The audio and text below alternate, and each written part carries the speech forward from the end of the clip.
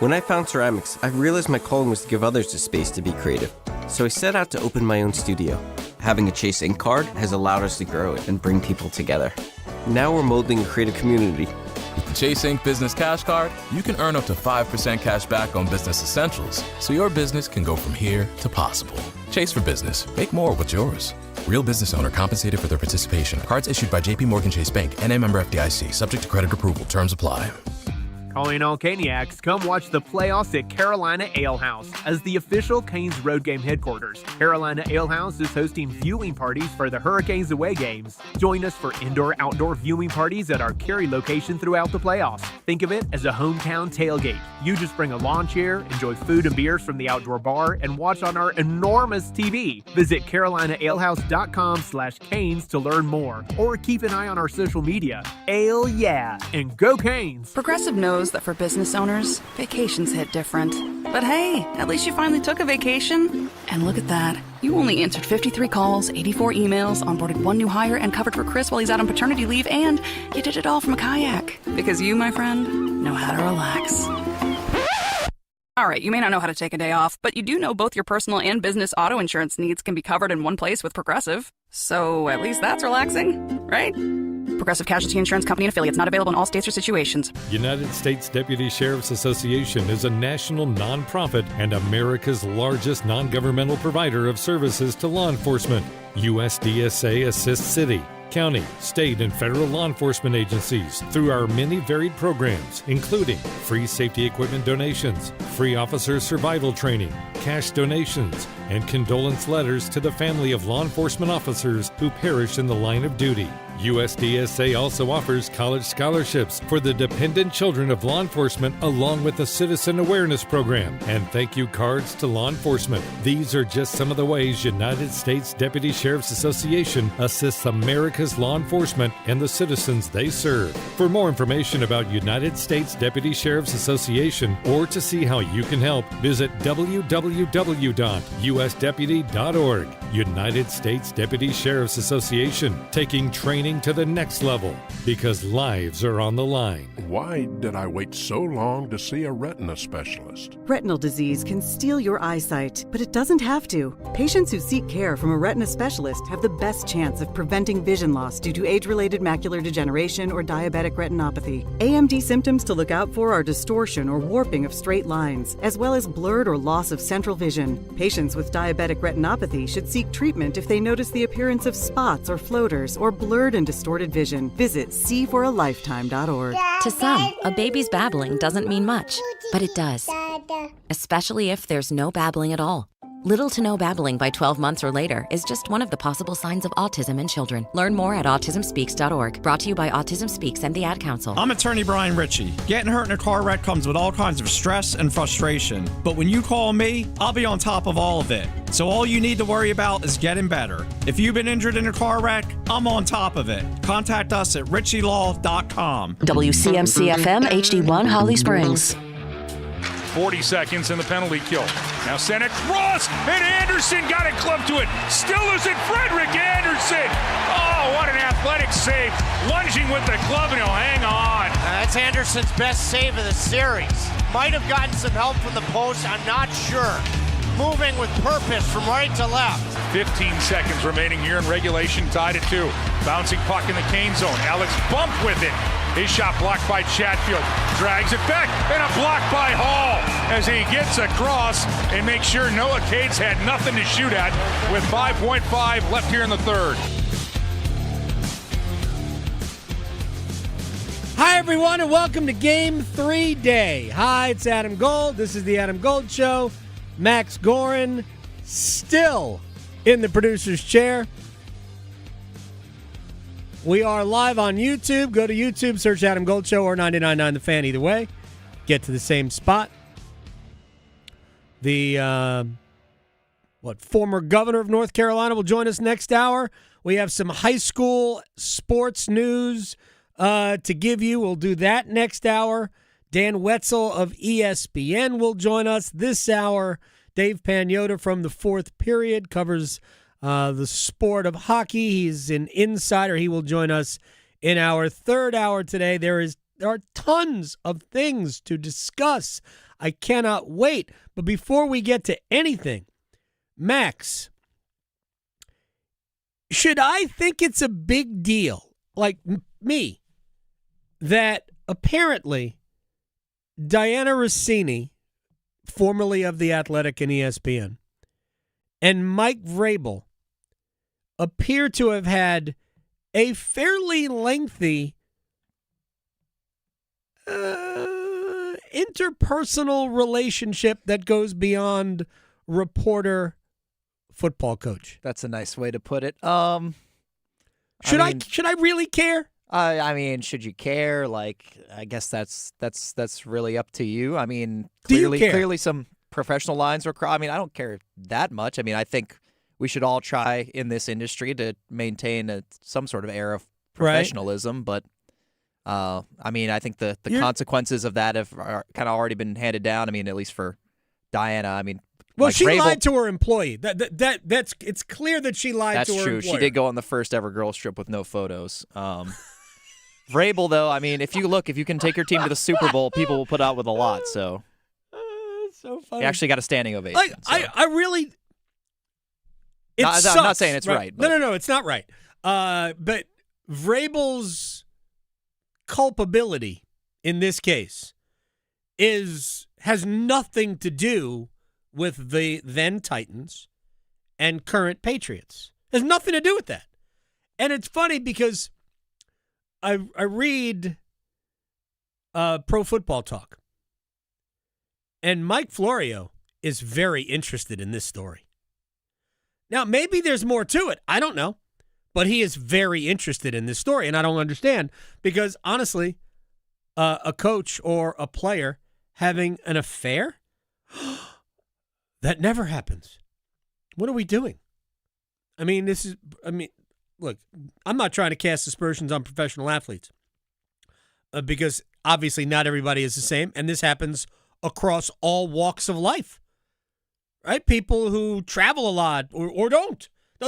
People have affairs. And it doesn't necessarily automatically impact their professional life. Now, I get the blurred line between what she did and what she does. I don't think it has to be one means the other. I don't think that her job automatically is enhanced by, discussing, coverages or lack thereof with Mike Vrabel on a boat, on a private boat for 3 hours. I guess somebody else had to drive the boat, right? Did they have a boat chauffeur? I don't know. Are we talking about just like a dinghy, or was this like Excuse a you? small I think yacht? we are talking about a dinghy. Or a small Is that yacht, what you're perhaps? talking about? What is that? I just you walked me right into that. What kind of what kind of marine vehicle are we talking about here? I've no idea. If it's like a standard like motorboat down at the marina, I mean anyone could drive that. Wouldn't you think, that it would be like one of those old-fashioned like sailboats, and there'd be like somebody would have to hoist the mast or whatever they do on boats like that. To Sailing by Christopher Cross? Well, you would be. You definitely would be. I am fascinated by other people's interest in this story. I said it when this thing broke however many weeks ago. We make assumptions that, and I get why people do it because this is the way we're wired, that because she had an affair with Vrabel, that this is how she gets all of her information, which, again, it doesn't have to be the case. She might not have gotten any information from Mike Vrabel. I don't know. I really don't know. She has a history, maybe, but I have, again, we don't know. We're making assumptions, and again, people don't respect women in the business anyway, so this is how she did it. Whatever. But the football part of this doesn't compute for me from a Vrabel standpoint. But people are all into it. TMZ is now on the case. TMZ is the one who uncovered the private boat rental. 2 or 3 hours. It was like they were on the Minnow, the SS Minnow. 3-hour tour. Never mind. All right. I just wanted to. By the way, before we get to anything else, actual sports news. Next year, Wake and Syracuse will open the college football season in Toronto. Okay. Good. Your dad, who I know very well, is a graduate of Syracuse and works for Wake. Does work at Wake Forest. It's the Dave Gorin Kickoff Classic, and I said it's fitting they announced it today because today is his 66th birthday. So happy birthday, Dad! And now you got to put a big hockey fan, by the way. Oh yeah, he's a huge Canes fan. Has he been to any games yet? He hasn't been to any of the playoff games yet. I don't What's think. What's he doing? Well, he went to 5 or 6 of the in the regular season. But those don't count. Well, he's busy. Him and my mom just went to Italy like last week. He was FaceTiming me at 6 a.m. to show me the view from his gondola ski lift he was on in the Italian countryside. Living his best life. So he hasn't quite had time to make it out here from Winston-Salem, but I'm sure he will be at some point. I wouldn't worry about that. Living his best life. So this year we have TCU and UNC in Dublin to start the season. We also have NC State and Virginia in Brazil. So we have 2 foreign games coming up. Next year we've got Wake, Syracuse, and Toronto. I have no idea if we're going to have another foreign game. We should. Sell games everywhere. And one more thing before we talk hockey. Florida State and Georgia had a home and home scheduled starting next year. 27 and 28, they canceled it. And they say they're going to look for a neutral site game in the future. Australia. Are they going to move it to us? Are they going to do that? No, but there's all these international games. We mentioned that. We were talking about it earlier. We should. Before the show. Or play everywhere. What's next? You could go to England. You could play at Wembley. We could play at Wembley. Could play in Germany. Could play in... it would be good. The Bernabeu. They just did all those renovations. Dude, that stadium is nuts. Tottenham Hotspur. They already played a bunch of NFL games there. They probably will want a lot more people than they're going to get for games in the championship if Tottenham gets relegated. No, they'll stay up. I think they will too. West Ham, sorry.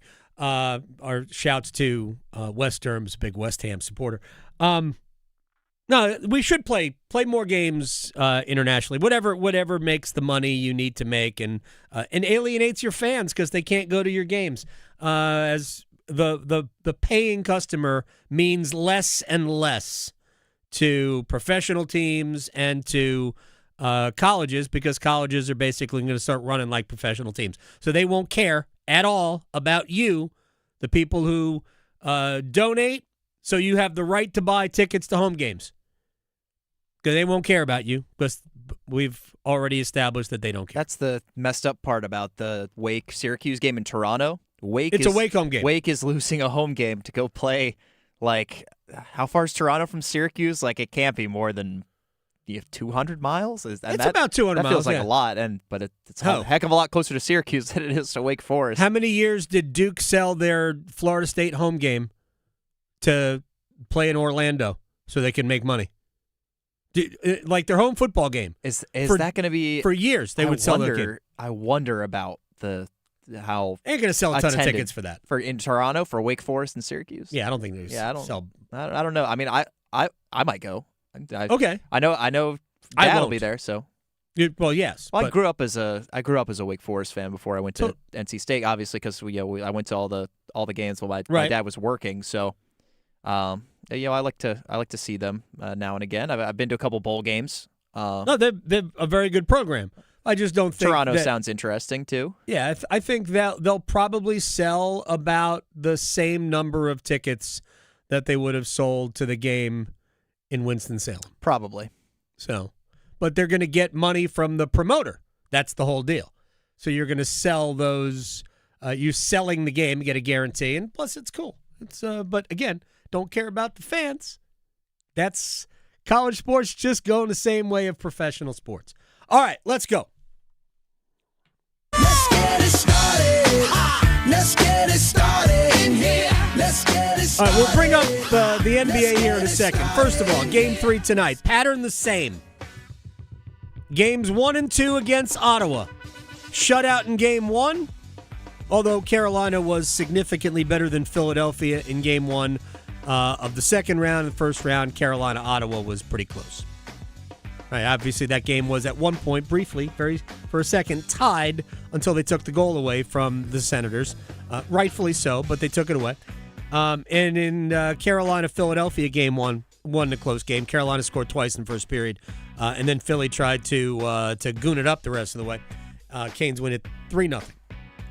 But Game 2 is pretty similar in that although the Flyers jumped out to the lead, Carolina was the better team for the most part the rest of the way, but it's hard to find a way all the way back. Needed Freddie Anderson to win the game for them, which they got, just like Game 2 of the opening round against the Senators. And then ultimately, after Anderson keeps them alive, they ultimately go down and win it. I thought, like I've talked about this, the difference between Philly and Ottawa is simple to me. Ottawa's got a much higher end than Philadelphia. We talked about this yesterday, Max. If we stacked all the players from the Ottawa-Carolina series, you can make the argument that Ottawa had maybe the two best players in Stützle and Brady Tkachuk in the whole series. It's not about the way they played. It's about going in to the series. At the very least, we can start with Tim Stützle. Carolina's got tons of great players, and maybe Carolina had, 8 of the best 11 players in the series. But I think it's a fair statement to say that maybe Ottawa had the best player, regardless. Carolina, Philadelphia, Canes have at least the best 5, maybe 6 players going into the series, and arguably Philly's best player, or at least one of them, looks like he's going to miss out again. As Owen Tippett, Rick Tocchet, the head coach, said today won't play. So no Owen Tippett, no Noah Cates. He's out. He's been declared out for the whole series, which means that Philly's lineup is still, in terms of high-end talent, it's still pretty barren. Nobody's saying that Porter Martone or Trevor Zegras or Matvei Mishkov or Travis Konechny or players like this can't have an impact in the game. They can. They're good players. Philly's got a lot of good players, but they don't really have a high end. And that has to hurt them. At some level, it has to hurt them, especially when you're missing a guy like Tippett, who not only is he a very good player, but he has been very good in his career against the Hurricanes. With all that said, if the Canes don't play a better game than they played in Game 2, they're going to struggle tonight. If they play the game they're capable of playing, I think they'll win the game. But we have not seen it. Carolina has, as I termed it after the game, I thought Carolina got away with Game 2. That the game was there for the Flyers to win, and they just didn't. Just like Game 2 against Ottawa. The game was there for them to win, they just didn't. A lot of that is Frederik Andersen, which, again, this is sort of amazing how good Andersen has been through 6 games. I don't think 5.3 power plays against per game is going to work. I don't care how bad Philly's power play is. 5.3 power plays against per game. 7 in Game 2. 4 in Game 1. To go back to Ottawa Game 5 or Game 4, it was 9, right?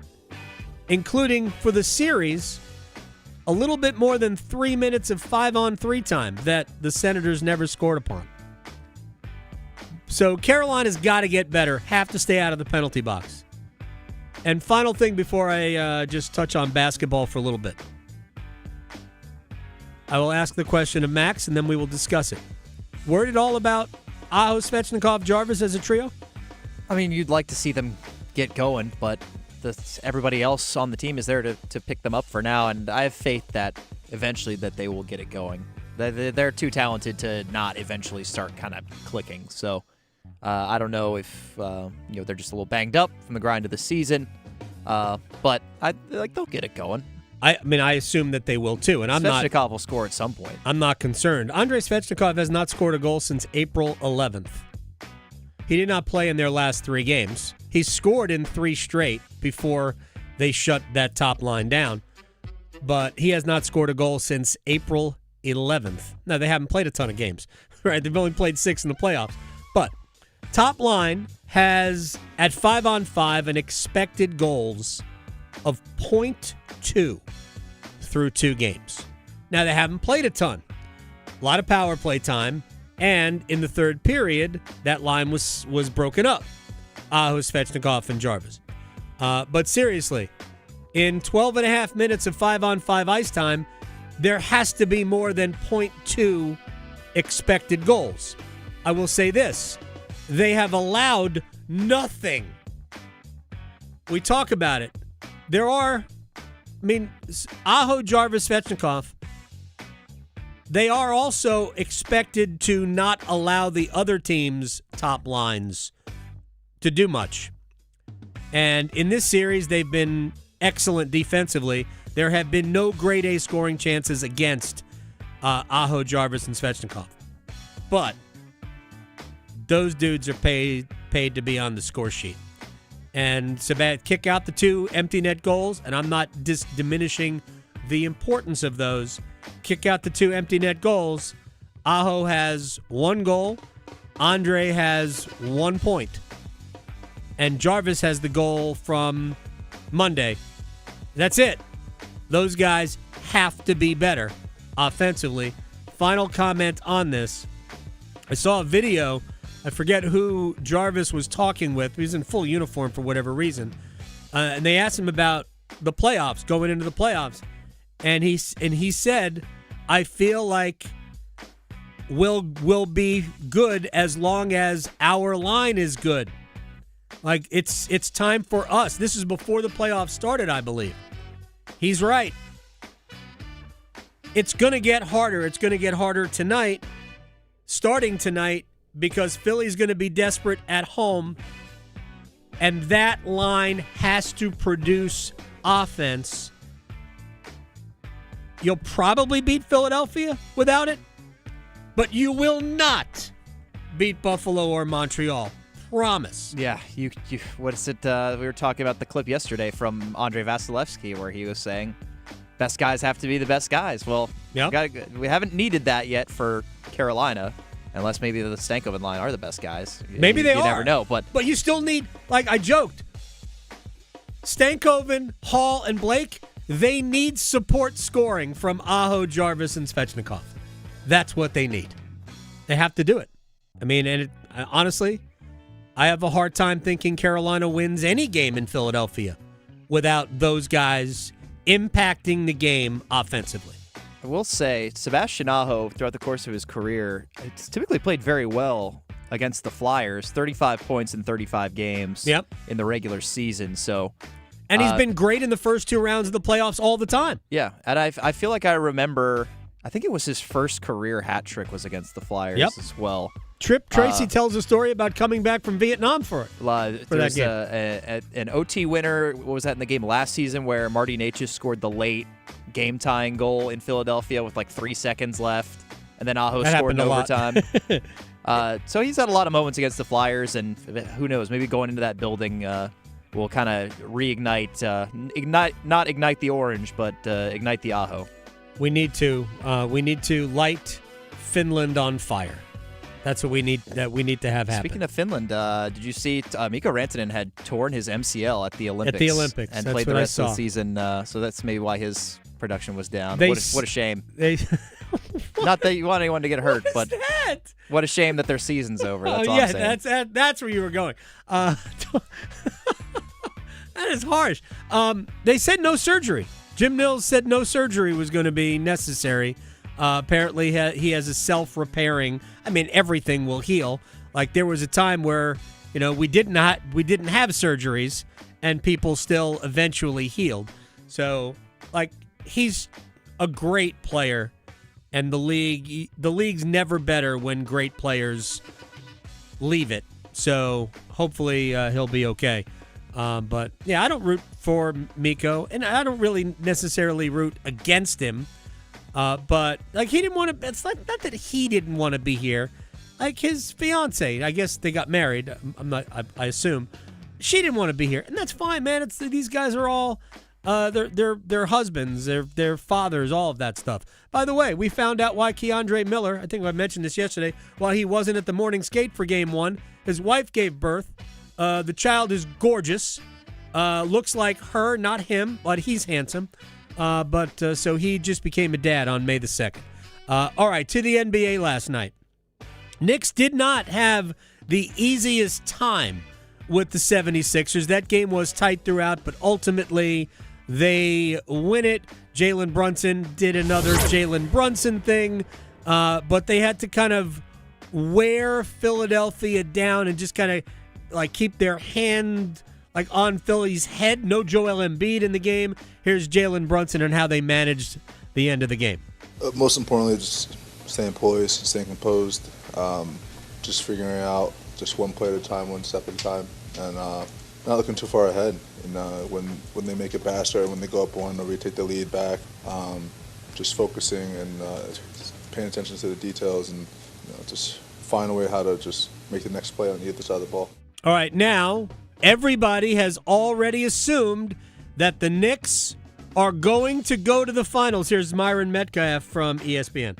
You fired Tiz because you said he wasn't good enough to get you to the finals. You brought in Mike Brown, who Sacramento had fired, and you said this is the guy, right? If they don't get to the finals, I mean, this to me is a failure of a season, and it's a failure of a coaching hire because that's the only task that Mike Brown has. But I'm not going to call the Knicks some underdog. This isn't some Disney movie that we're talking about. They were viewed as a contender coming into the playoffs. They were viewed as a team that maybe should get to the finals. Now here we are. You got to prove it, but they're no underdog. I mean, they're not an underdog now, but I don't think people thought they were going to the finals when the playoffs began. I think people just kind of thought it was going to be Boston. And then Boston couldn't close the deal on Philadelphia, and now it looks like the brackets opened up. But, I mean, the Knicks are still the same Knicks. They were kind of a tease, I thought, during the regular season. We'll see. We'll see what happens. I mean, I think the NBA would love to have the Knicks in the finals. But definitely. Yeah, but, the Knicks aren't some pedigreed franchise that just always wins. That would be Thunder in 5, though. Last time, yeah, probably. Last time in the finals was what? Was it 98? 94? No, I think they was more recent the than that. Sprewell 98 team went to the finals. I think we can look that up. Speaking of finals, 1999. 99. Latrell Sprewell team. All right, let's take the break here. Dan Wetzel from ESPN is going to join us on the other side. Brendan Sorsby, the quarterback who was going to go to Texas Tech and is suing, retained Jeffrey Kessler, noted attorney, is suing the NCAA to keep his eligibility. I don't know if that's going to happen. We'll talk about that. We'll talk about Duke Amazon deal, private equity. We got a lot of stuff to talk to Dan Wetzel about. He joins us next.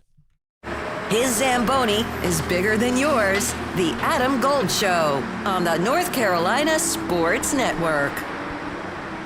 It's Hockey Night in Carolina Playoff Edition. It's Game 3 with Philadelphia. Anderson got it clubbed to it. Still losing Frederick Anderson. Oh, what an athletic save. Storm Watch with Adam Gold at 7. Puck Drop at 8. They score! They score! It's over! Carolina, Taylor Hall wins it in overtime! On your official audio home of Hurricanes hockey, 99.9 The Fan.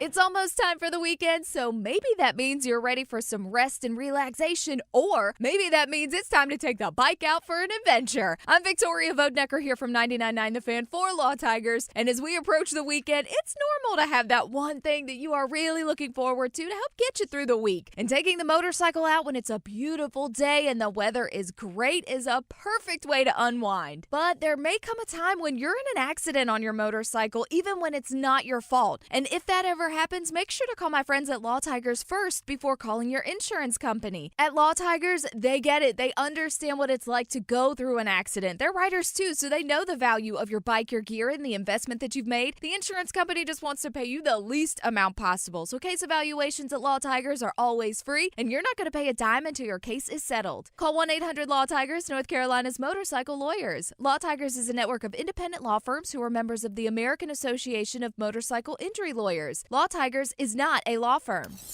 This is the sound of Claire, cooking dinner at home. And that's the sound of a fraud alert from Wells Fargo, flagging a charge for a pricey restaurant in Paris. Considering Claire isn't in Paris right now, that seemed odd. To the bank and to Claire. 2 taps later, Claire says nope to the charge, and Wells Fargo is on the case. However you make money work, Wells Fargo can work with that. Wells Fargo Bank, N.A., member FDIC. There's so much to love about North Carolina, but we all want more. More boundless views, more pristine scenery, more wildlife, more adventures, and more clean roads to get there. But to get more, we have to do less. Less littering, that is. Properly disposing of waste is never a waste of time. It leads to a more enjoyable environment for much longer. So, when traveling in North Carolina, make it your nature to trash your trash. Leave it more beautiful than when you found it. And we will all have more reasons to love NC. Litter less, get more. For more on the 7 outdoor NC Leave No Trace principles, visit OutdoorNC.com. Sponsored by the North Carolina Association of Broadcasters and Visit North Carolina, a part of the Economic Development Partnership of North Carolina, in cooperation with this station.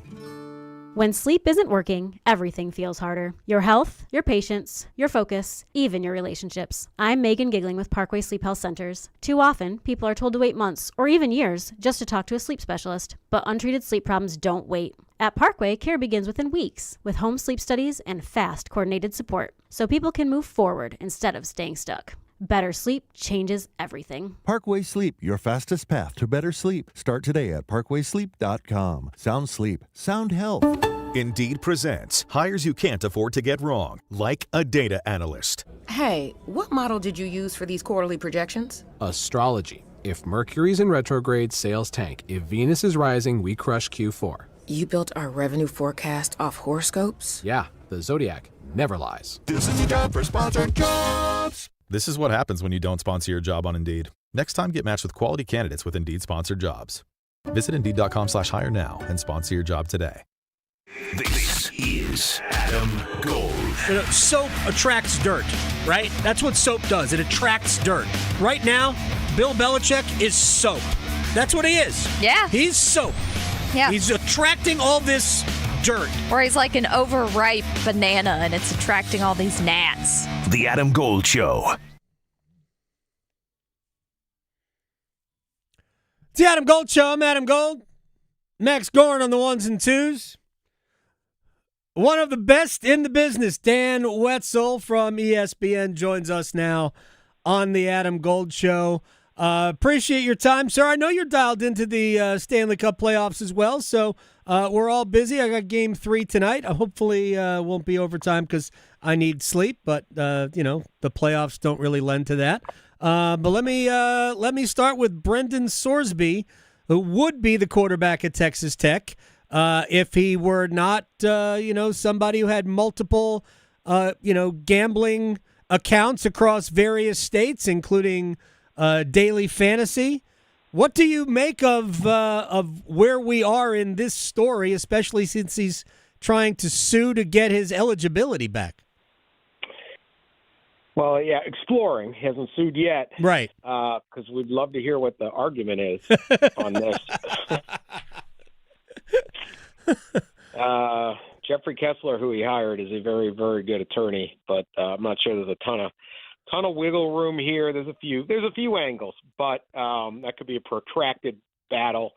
The real issue to me is this is more of just a societal story. It's very different than most of our gambling scandals where, dating back, 60, 70 years, you had some shadowy figure right. getting some kid to throw games. shave points, or it's even. I mean, we've had guys just. I talked to a kid once at Fresno State. He just was like looking at the odds, and they're like, "Well, you're gonna score 11 points in the first half," and he says, "I'll score more than that." So just bet on him. So, some of it's innocent, if you will, right? Right. But all integrity. This isn't integrity. This is a kid that does, a young man who did what a lot of people do, particularly young men, particularly on college campuses, and that's get on their phone and bet a lot of sports. And what we understand, and there's been no criminal indictments, there's no criminal investigation yet of anything other than that there's integrity issues and bodies that oversee this stuff that are looking, but most of it is just he bet a lot of small amounts on lots of games, including sometimes Cincinnati Reds games who's sitting there and predicting the next pitch, right? Ball or strike. Right. So this is different. This is a guy who, he's in treatment for help, and obviously you've got a gambling problem if you lose a $5 million a year quarterbacking job because you're betting balls and strikes in the Cincinnati Reds. But it's just a different type of scandal, and I would imagine is one that is more pervasive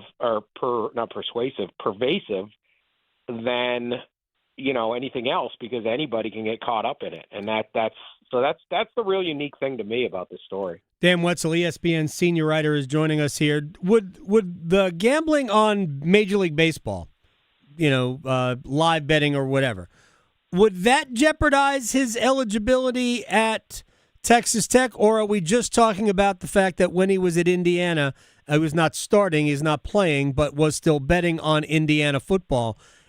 Are those the things, though, that are standing in the way of his eligibility? Because according to the NCAA, if you bet on college sports while you are in college, that eliminates you as an eligible athlete, right? Yeah, so he did supposedly, we've been told, and it seems like his camp has admitted that, or came forward with it, that he gambled on some Indiana games, always in a positive fashion, Sure. like he believed they would win, while he was a freshman that would eventually redshirt. Now, they only won 4 times. This is pre-Signetti, Indiana, so betting on Indiana to win, not a great idea, historically. No, I got a question. We didn't say he was good at it. I like his optimism. Appreciate youthful optimism. But this is the Indiana Hoosiers pre-Signetti.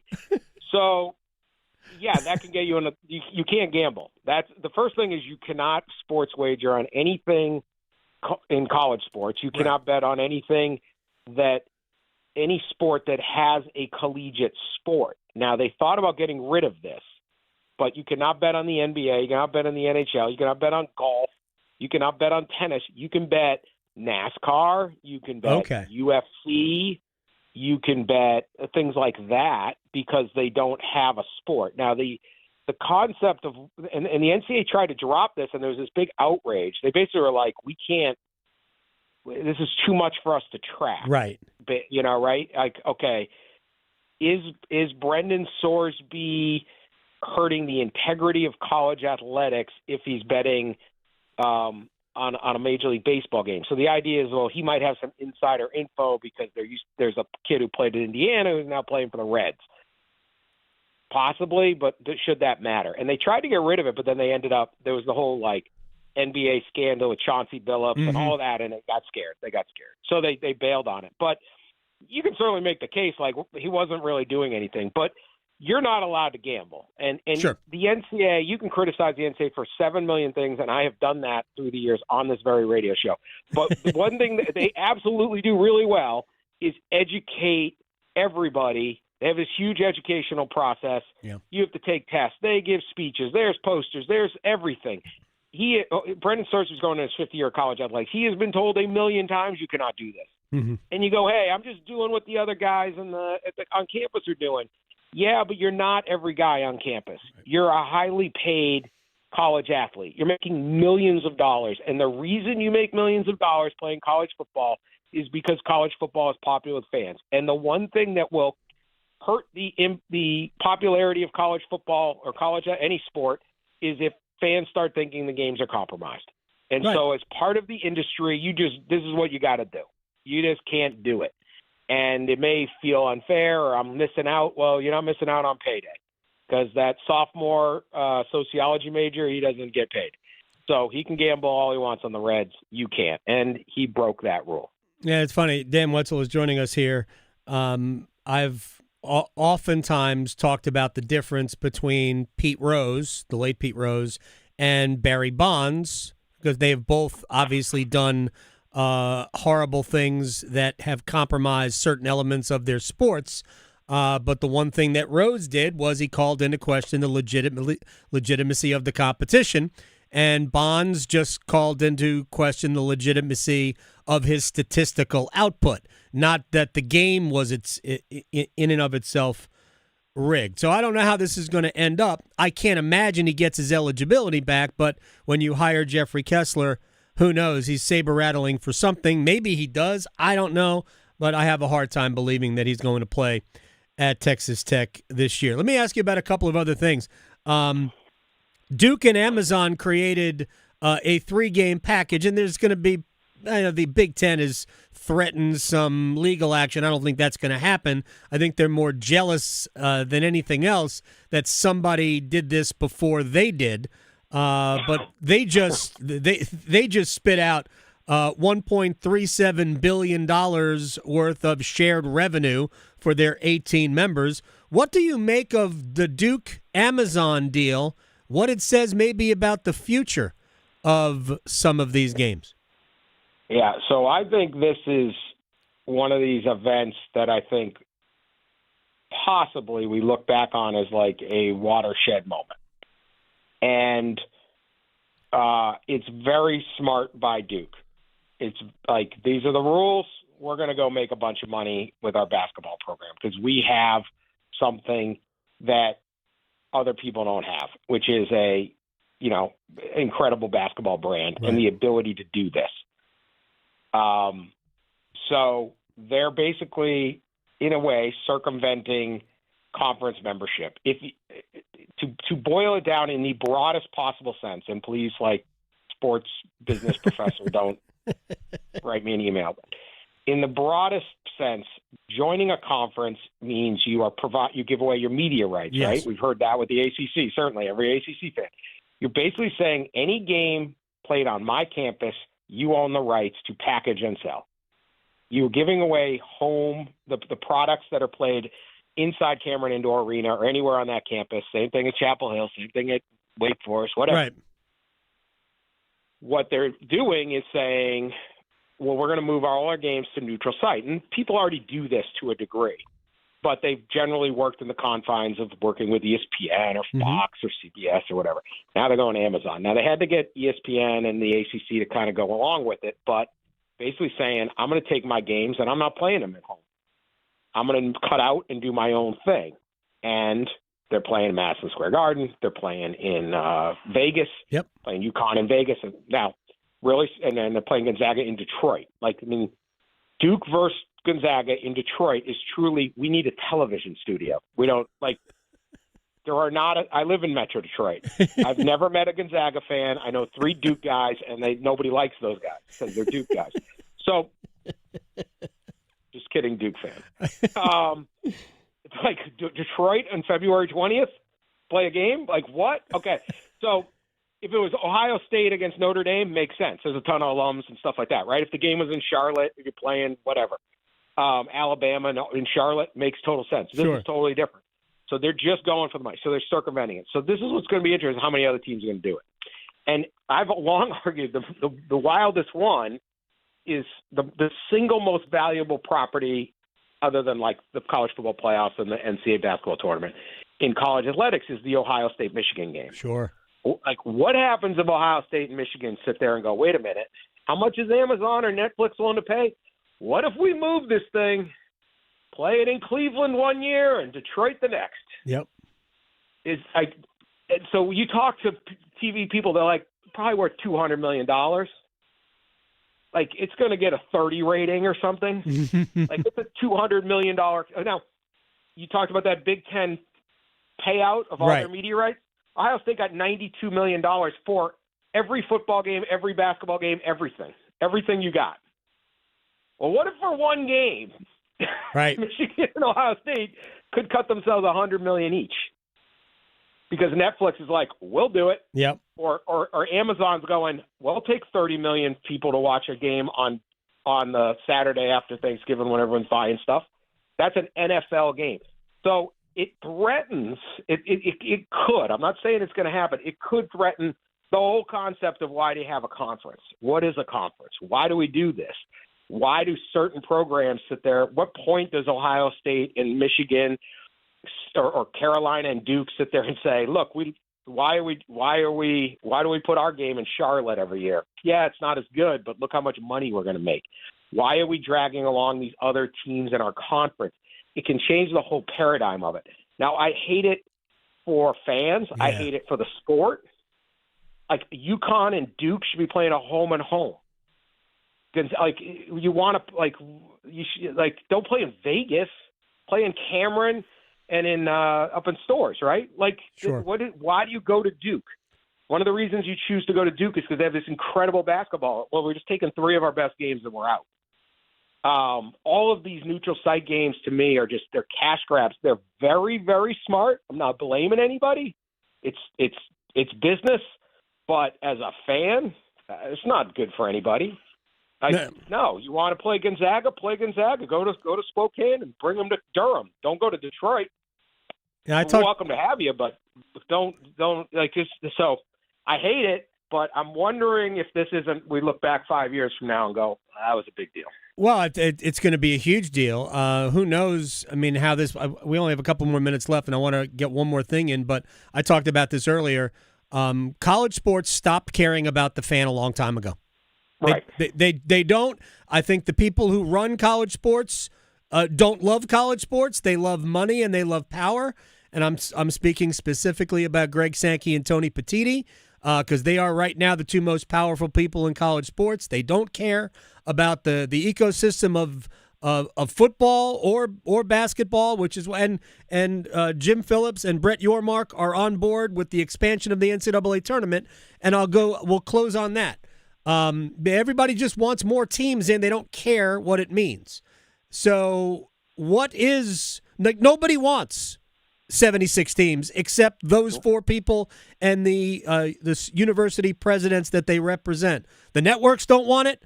No, I don't even think the coaches really want it except Seth Greenberg. He wants it. I love Seth, but I think he's wrong about this. But why are we doing this other than those 4 guys and the people they rep? We already have the first 4, right? Yeah. And it doesn't get good TV ratings. Like, the public doesn't want it. It's the hardcore fans that there's a couple million people watching college basketball every night. Gambling. In various games. So you get them, and then you get some more gamblers that want to bet Prairie View versus Lehigh. Maybe Brendan Sorsby. I don't know. Allegedly. No, we don't know. Nobody wants this. Right. Nobody wants that they're bracketed on Tuesday at 2 p.m. Nobody wants it. This is the other thing. The more times you hear the word, we need to do private equity, okay? Yeah. We need the money for private equity guys don't care. Private equity guys probably don't factor it in. There is a unique chemistry to this thing. College sports don't make any sense. We know this, okay? Mm-hmm. It doesn't make any sense that prestigious universities like Duke and North Carolina have, $200 million athletic wings to it. Like, what? That doesn't make any. Europeans look at this stuff and go, "What are you doing? Holy cow! Why is the biggest building on campus a football stadium? Right? What is this stuff?" But they just sit there. But there is a unique part to this. I just was talking, not to name drop. I was just talking to John Calipari about this for a column about the tournament, and he's like, "Look, I have won the title. I have been bounced in horrific." Underdog, on fashion. I have been a mid-major coach. I have been the Kentucky coach. I've been the number 1 oversight. There is a unique thing to this. And he goes, if this is just about grabbing 8 more high major programs, and he's a high major program, then this is a disaster. because what makes it special? David, Goliath, you have to, what is this thing? Thursday start at noon. What are all the little stuff that you go, boy, this is special? Again, is Carolina Duke as good if it's in Charlotte? No. But if Netflix gives you $20 million for it, maybe it is. Yeah. Right? On a spreadsheet. Yeah. That's it. And so that, or $50 million. Who knows what Duke and Carolina game is worth? Who literally could tell? Oh gosh. We'll find out. Right? Same thing. Ohio State-Michigan football game played in the Ford Field in Detroit is not nearly as good. However, it might be worth it. And so once you have private equity once you let them in, and that's what's going on, I don't know if some of these guys who are running college sports even like college sports. I've been saying let alone understand the uniqueness of what it brings it all together. Because it isn't just you don't watch March Madness just because the two best teams are playing. You want that, but you also want St. Peter's and Oakland U and all the High Point and all that stuff. And if you don't understand that and you want that Thursday, there's a reason to go to the bar at 1:00 in the afternoon. And once you lose that, and how much do you lose? These are wild times. Wild times. Dan Wetzel, ESPN senior writer. You're the best, my man. I appreciate your time. We'll talk soon. Take care. Take care. Dan Wetzel here on the Adam Gold Show. Like so many of the things that Dan's talking about, we've talked about. Sankey, Petiti, they don't love college sports. It's the vehicle through which they achieve and acquire power. They don't really care. And money. Yeah.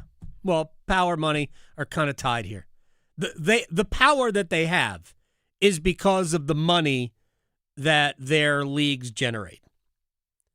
They're not good for college sports. College sports really isn't college sports anymore.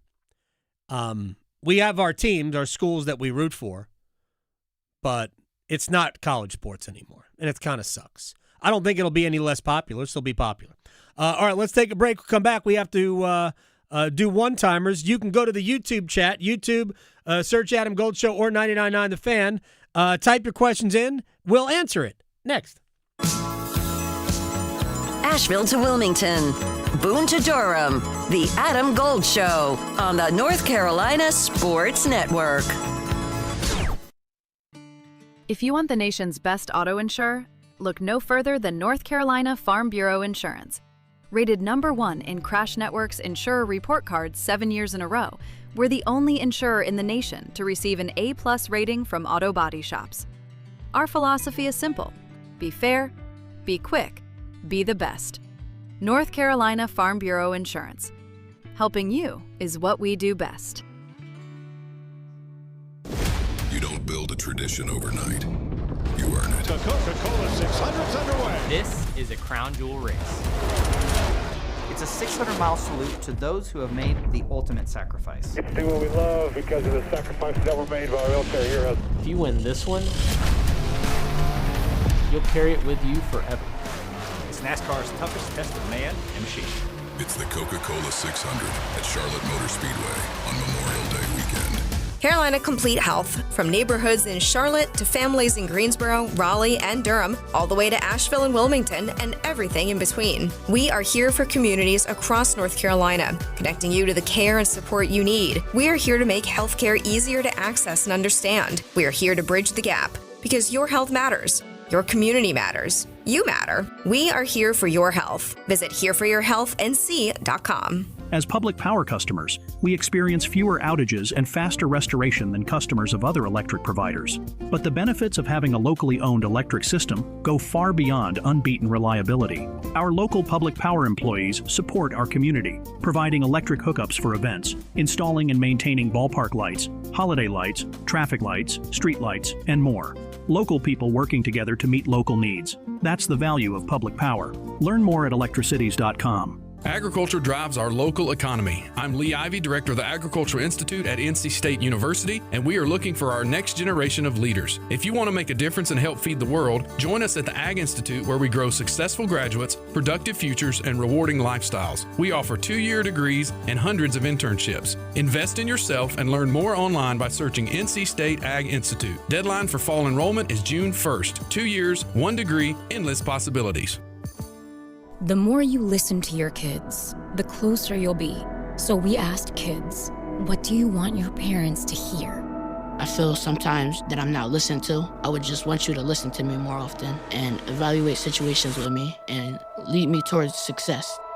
We're not adults, so just be there and listen. I just want someone to yap to. And I just feel like I'll be fine if someone just hears me talk and talk and talk and talk and talk and talk and talk. You're doing a really good job. And I don't think I tell you that enough. And I know sometimes we get into it and it's just hard on both of us. But, try to understand me more and I'll try to do the same. Listening is a form of love.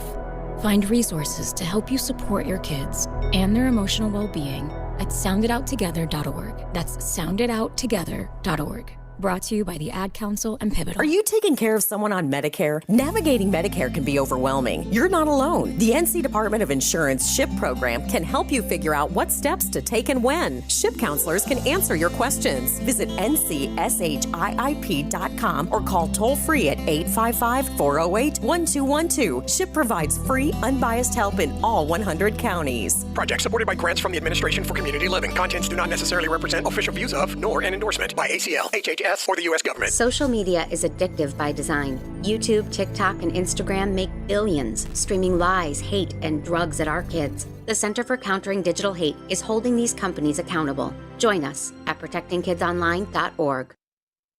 One Adam. Gold. One Adam. Gold. Turtle cake? What do we... What? Isn't that an ice cream? What? Where's the confetti cake? Because, hello, confetti cake, delicious. With the little, I don't even know if it's real, but the little dots in the icing, None of these are real. What kind of fake thing that is, but it's delicious. It's my childhood. That wasn't in the top 10. His opinion's invalid to me. The Adam Gold Show.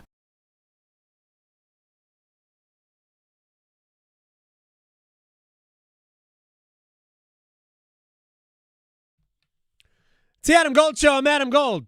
Max Gorn on the ones and twos. Time is precious. Roy Cooper, the former governor of North Carolina, joins us next hour. He is our Canes insider. Make it up all the time. We're going to talk Hurricane Hockey with Roy Cooper next hour. Right now, it's time for one-timers.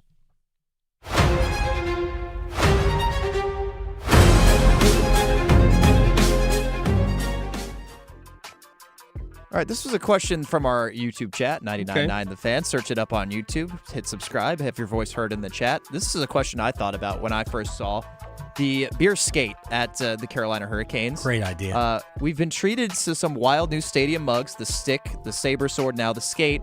What's next on the list? Can we expect a goalie mask or eventually a Stanley Cup mug? I think that would be really cool.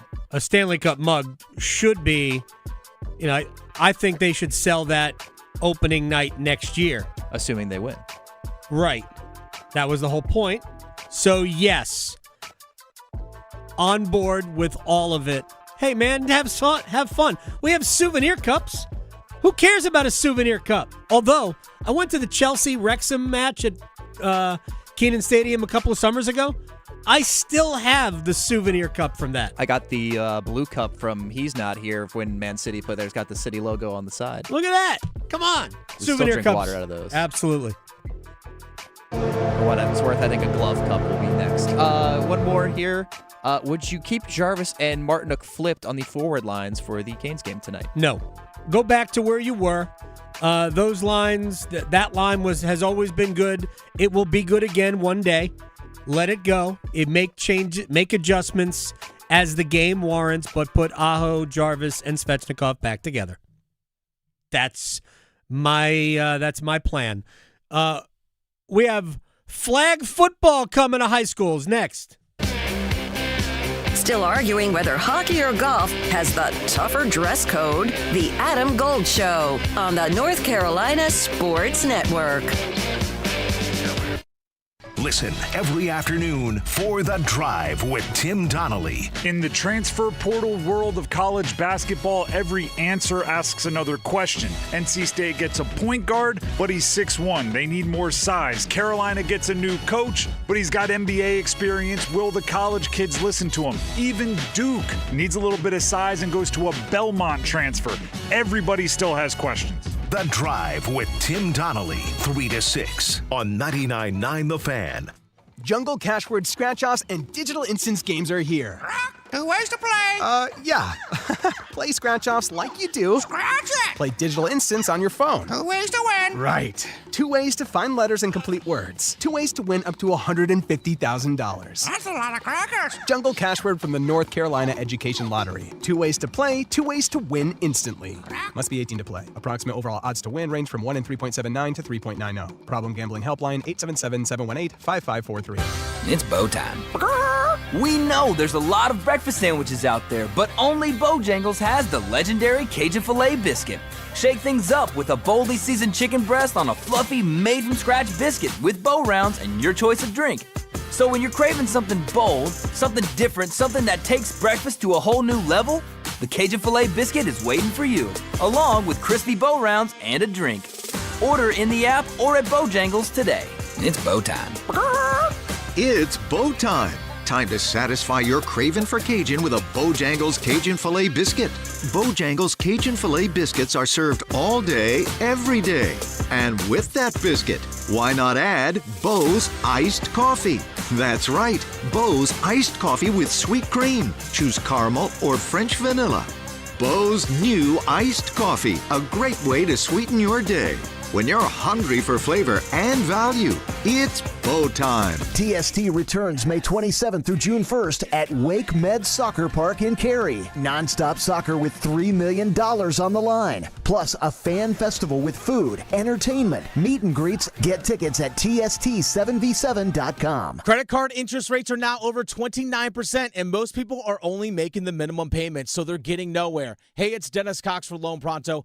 But here's what many homeowners don't realize. Using the equity in your home, you can easily access hundreds of thousands in cash. With Loan Pronto's Rapid Equity Loan, you can pay off your credit cards, your existing HELOC, your car loans, or get money for that home improvement project. One client just got $100,000 approved and saved over $1,500 a month. And here's the best part. With Loan Pronto, you can do it all from your phone. With zero out-of-pocket, no hard credit pull up front, no appraisal, no long drawn-out bank process, and no touching your first mortgage. Rates are at near 3-year lows. Act now. Go to loanpronto.com. See how much you can get in about 60 seconds. Loan Pronto, 2,800 5-star Google reviews. Call 919-381-1760 or visit loanpronto.com. 919-381-1760, loanpronto.com. Equal housing lender, NMLS 166171, NMLSconsumeraccess.org. Join us at Camping World's Red, White, and New Trade Event, our biggest trade event of the year, May 14th through the 17th. Trade in your RV and get the highest value guaranteed. Then upgrade for less with new RVs starting as low as $94 a month. Plus, take 25% off select maintenance services. Save up to 40% on camp-ready must-haves. And enter to win a new RV. Don't miss the Red, White, and New Trade Event at your local Camping World, May 14th through the 17th. We'll see you there. This hour of the Triangle Sports Leader is powered by Ritchie Law Firm, injury lawyers. Ritchie Law is on top of it. Go to ritchielaw.com. That's ritchielaw.com. They score! Broadcasting live from the Eagle Leasing Storage Studio, WCMC HD1 Holly Springs, 99.9 The Fan, the Triangle Sports Leader. Miller gets it to Stahl. He'll feed Ehlers. Ehlers into the Philadelphia zone. Snap back, he scores! Oh, Seth Jarvis comes in and makes it happen! And the Carolina Hurricanes have tied it at 2! What a one-man entry from Nikolai Ehlers. Oh. This was everything. You remember the goal late in the regular season that tied the game against Pittsburgh? And he was a one-man entry? The entry was absolutely everything here. It's the Adam Gold Show. Hi, everyone. I am Adam Gold. That, of course, Mike Maniscalco and Trip Tracy. We hope they score. They call a lot of goals tonight for the Hurricanes in Game 3 against Philadelphia Flyers. 8 o'clock start. If you are listening locally, the pregame show starts at 7. I am excited for that. Hopefully, Carolina takes a 3-0 series lead. Joel Bryant, managing editor of High School OT. That's your new title, isn't it? Managing editor of High School OT? Yeah, Paul gave that to me on the air a while ago, and they made it official recently, so yeah. You're so nonchalant about that. First of all, I'm not going to say good luck to your Flyers tonight, but I appreciate you leaning into the, especially here in the office, leaning into the heel. Yeah, it's fun to be a heel role of being a Flyers fan. No, it's fun. For I'm now a hockey expert. I've been watching hockey for the past 2 weeks in preparation of this series coming up. And, I know everything about it now, and I'm arguing, and it's good. No, I appreciate the group chat. Yeah, it's fun. We got the Gritty, who's still, I love Stormy. Gritty's a next-level mascot. I'm just really upset with the Stormy Gritty beef right now because Gritty just clearly better than Stormy. If they ever got into a fight, Gritty would probably crush Stormy within 10 seconds. You'd be terrified. Yeah. We'd all be terrified of Gritty. Yeah. No, he probably weighs 600 pounds, just pure muscle. Don't you think?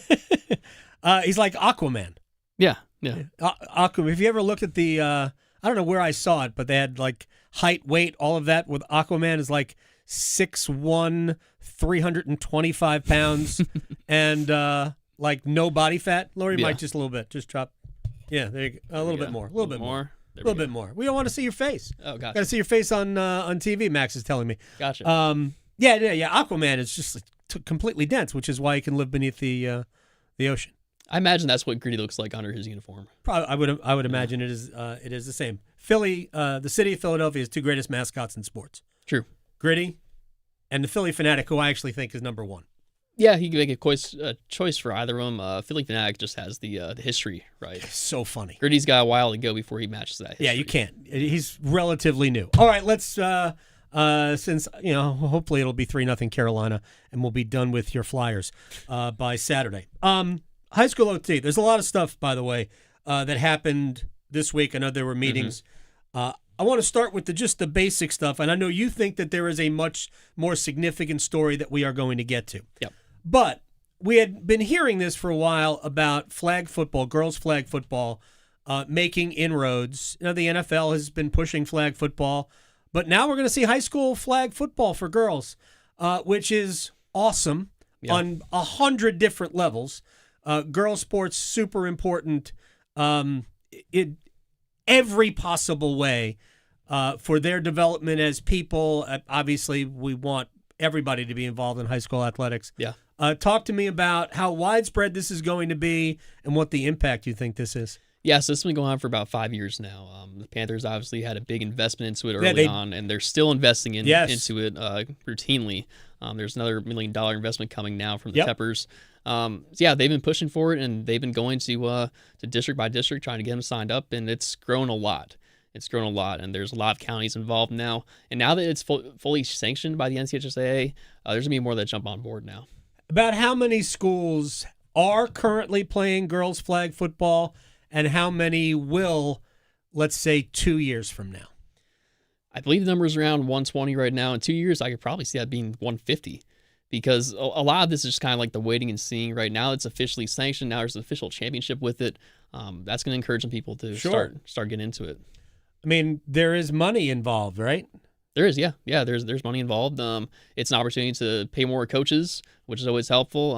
Opportunity for just the experience for the girls as well. And, yeah, they'll make some money off it.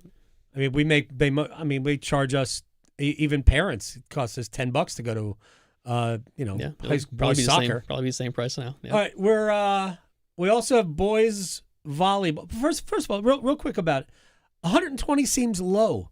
Well, to me, they only needed basically a quarter of the whole membership. Right. I don't have the exact number in my head, but it's probably a little bit more than that. How many boys football teams are there across the state? So public school, I think it's about 380. They have about 450 public schools. There's a lot that don't play. right? Because they're too small. It's probably about 380, I would say, in public schools. So why wouldn't that number eventually mirror? It could, right? And the equipment's certainly less expensive. Well, you don't need helmets and shoulder pads for flag football. You need flags, and they use the same pylons as football. There you go. Yeah. I would imagine the same fields, right? It's a pretty low barrier for entry, I would say. Yeah, and I think that's going to be helpful. I would imagine that where it's not going to be that long before that number's like same thing 300. with boys volleyball is they're using all the same equipment. Sure. The only thing different is just the uniforms. So that's a it's well, that's too bad. Yeah. So both these sports have they're going to be easy for schools to start up, I think, especially with the Panthers helping in flag football. Okay, so there obviously wasn't the same level of push for boys volleyball. Hey, look, when we watch, I've watched Olympic volleyball for a long time. I go back to watching the Olympics in the 80s, and like there are, super famous athletes. Mm-hmm. Karch Karai is one of the all-time legends in the sport of volleyball. So in California, men's volleyball has always been very popular. Was there a big push for it here? Not from an organization like the NFL or the Panthers, but I would say the boys volleyball movement has been more organized because story is in flag football there's been different kind of factions playing at different times of the year. Boys volleyball has always been the same time, and they've been pretty organized with it. All the schools that do it as a club sport, they play it together across the state. So they already have their season pretty much in place. What's going to happen in flag football is the Charlotte contingent has to switch to being a fall sport now. Okay. So that was probably one of the final hang-ups with it, and it looks like they kind of breached an agreement, and they're going to be playing in the fall. All right. And before I get to the issue that you think is the real big one that we should be talking about, and I want to give it some time, is the way the calendars fall in boys sports and girls sports in high school. I know we have boys soccer in the fall, girls soccer in the spring. Girls lacrosse probably is opposite girls soccer. I don't know how it's going to work. Why wouldn't they put flag football? I guess that's going to be a fall thing too. It's not going to be. Yeah, it's going to be fall. It's going to be fall. So okay. Are the two volleyballs at the same time, or is one volleyball in the spring and one's in the fall? Boys volleyball is in the spring. And okay, so it would be opposite girls volleyball because that's generally a fall sport. Yeah, exactly. Right. And a lot of the coaches for boys volleyball are the same coaches as the girls volleyball coaches. That was one of the arguments for why flag football might be better off in the spring is because the football coaches were actually getting involved with it. Okay. Now it's going at the same time. It's going to be hard for that to happen. So just kind of one quirk there. I don't know which. No matter where you put it, there was going to be overlap with different sports. Sure. I think that they just determined that there'd be less girls having to choose between sports in the fall. Maybe I think was their ultimate kind of decision making. And we want girls to play as many sports as possible. Yeah, absolutely. To me, that makes a ton of sense. All right, to what you've told me several times last couple of days is the bigger story. John Paul II. Was at Catholic school, was added to the NCHSAA. So explain to me what this means, the significance of it, and what you see maybe as potential issues coming up. Yes, they were approved by the board this week as part of the consent agenda, which is kind of like a basic run-of-the-mill thing for every board meeting. The difference with John Paul II Catholic, and this is in Greenville, is it's not part of a diocese right now. Okay. The 4 Catholic schools that's currently in the Public School Association are part of a diocese. And Cardinal Gibbons, Charlotte Catholic, Bishop McGinnis, and Christ the King. Okay. So the difference here is that John Paul II left the Raleigh diocese in 2021, and we had thought that the whole time that their definition, the association allows parochial schools, and we had thought the whole time their definition of that was just a school that's involved in the diocese. Okay. But this school is not. So the question here is, A, did they realize that it's not part of the diocese? Because it used to be, but now it's not. And B, does this technically open the door for other Christian schools that are Christian in their name? They operate as a Christian school, but they're not part of like the larger framework of the diocese. Why would I'm just curious? Why would that matter? So the reason why that would matter is because there's 80 schools in the state that are Christian schools but aren't part of the diocese, and they could theoretically apply for the NCHSAA now. You think of like Charlotte Christian School, right, where where Olson coaches right now.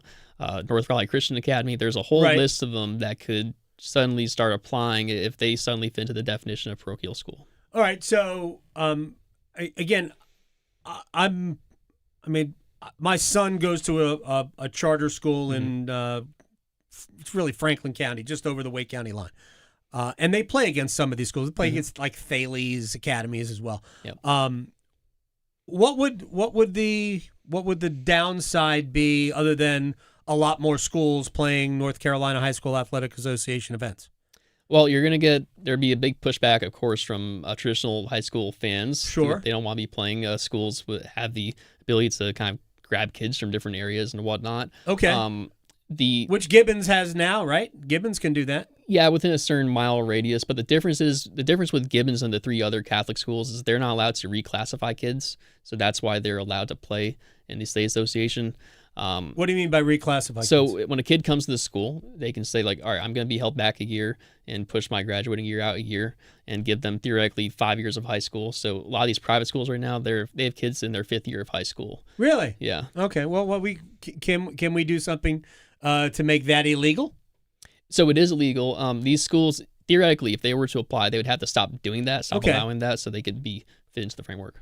Got it. Okay. Yeah. I mean, it just seems like there are ways to stop that kind of behavior. Yeah. Well, they would have to stop if they want to join. Right. Well, I have no dog in the fight of any of this, but participation at that level seems like it would be better than not. Yeah. I mean, if you want to think like really big about it, say all of them just suddenly joined the state association, the public school association. You could theoretically make a whole class of them. Sure. Where they would just play each other. Then they would still get the opportunity of playing with the big state championships that the public schools play with, because currently the private schools play at high schools, their championships. Mm-hmm. The NCAA has a just really good job just promoting playoffs and doing championships and whatnot. So if you wanted to just add a bunch of them, you could make a class of them. But I think in the meantime, if they started applying, they'd be playing the public schools. How hard is it? Joel Bryant, high school OT, managing editor, is joining us here on the Adam Gold Show. How hard is it for the North Carolina High School Athletic Association to correctly group when we get to the playoff level? Like Gibbons, I believe, plays, was it 7? They're 7A. 7A, yeah. Right? And I don't know the size of the school and all of that, so I don't know if that's appropriate or not, if they should be lower or they should be higher. How hard is it for the association to properly slot these schools, because they can just recruit athletes? Recruiting is obviously not allowed, but they can just, accept athletes from different places. It's got to be more difficult to group them. It is, but there was a recent change to the bylaws saying that these classifications can only be done by ADM only. So we did have a formula that kind of took that into account. It used things like economic factors and school success, and what was happening was that was kind of bumping up charter schools and the private schools up a higher classification. But we don't have that anymore. So right now, you can't really do anything besides just the enrollment. It's just enrollment. Yep. That seems... So John Paul II Catholic would be going from a 3A in the private schools to a 1A East in public schools. Interesting. And I'm sure the 1A are probably not thrilled with it. I would say that's accurate. Yeah, that's why I asked it, because what we don't want is for schools to have like a clear advantage because of certain factors. Right. That's what we don't want. Right. That's why I asked the question about properly slotting them. Maybe it's just it's tough to do right now. Right. Yeah. You would have to open it up to more subjectivity. Is it subjectivity, objectivity? What is it? Opinion, I guess. Like, we would have to look at each case differently. There are some states that just automatically boosts one of these schools up to the next class. They could do something like that, but it would require another bylaw change, which takes a big effort. Schools have to all be in agreement on that and vote for it. And, that's always fun. Yeah. So final question for Joel Bryant. In the current climate in Raleigh in the state legislature, because they have done a lot of things that, my opinion, not necessarily yours, my opinion, have been counterproductive to good decision-making when it comes to these types of things. How hard would it be to get those people to allow the North Carolina High School Athletic Association to make more logical decisions? How hard would it be to allow them to give the High School Athletic Association the freedom to, change the laws and things like that? Well, the bylaw changes can come from the membership. There's certain things that they probably won't be able to do with that memorandum of understanding that they have. Yeah. In a lot of ways, just their hands are tied right now, the association. They can't properly enforce some things because they can't find people anymore. They used to just find people for doing infractions, and they can't do that anymore. And there's one thing to kind of like slap someone on the wrist, another thing to make their pockets hurt when they do something wrong. Right. So that's been, I think, the biggest challenge with this whole situation with the legislature and state board and everything is that they can't really enforce things without finding people right now, I think. Or we have more than 2 games left in this series? I think the Flyers get one at home at least. Yeah. All right. Give me one more game. Give me a Monday home hockey game. Why not? Before the Hurricanes get a week off. It's good for us, good for the station, right? It would be good for me personally. Yeah. But I'm rooting for more rest. I'm also rooting for Max to be able to go to Man City, Crystal Palace.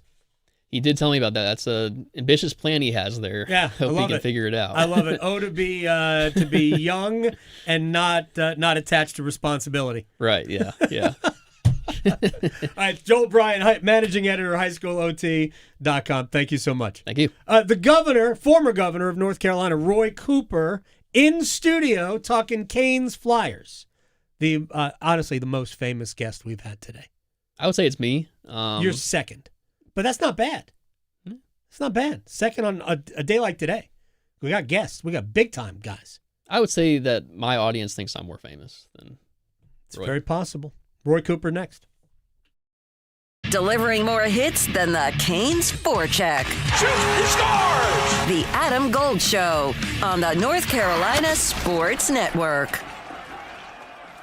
It's Hockey Night in Carolina Playoff Edition. It's Game 3 with Philadelphia. Anderson got it clubbed to it. Still is it Frederick Anderson. Oh, what an athletic save. Storm Watch with Adam Gold at 7. Puck Drop at 8. They score! They score!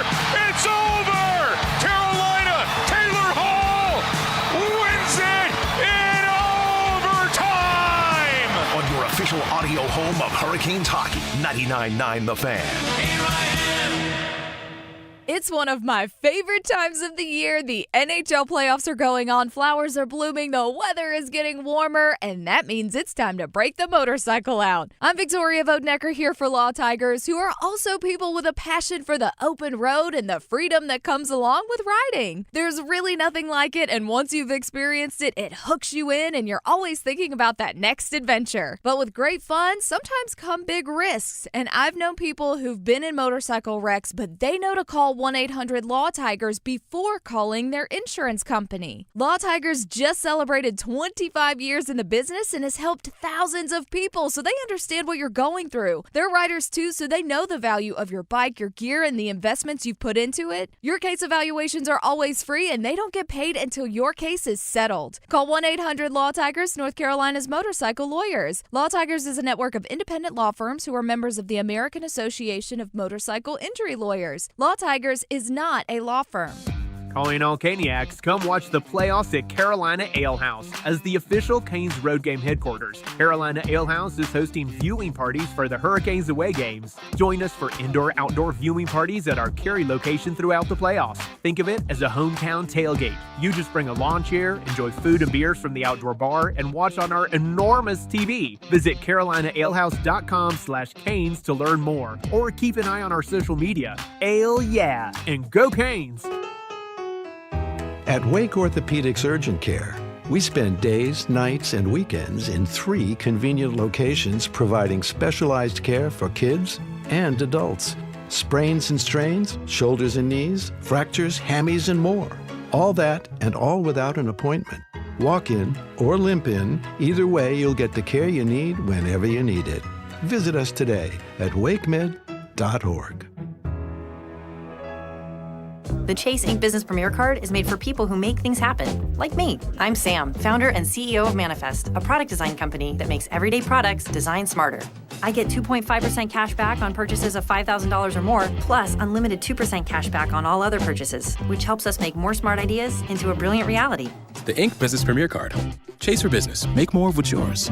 Real business owner compensated for their participation. Cards issued by JPMorgan Chase Bank. NA member FDIC. Subject to credit approval. Terms apply.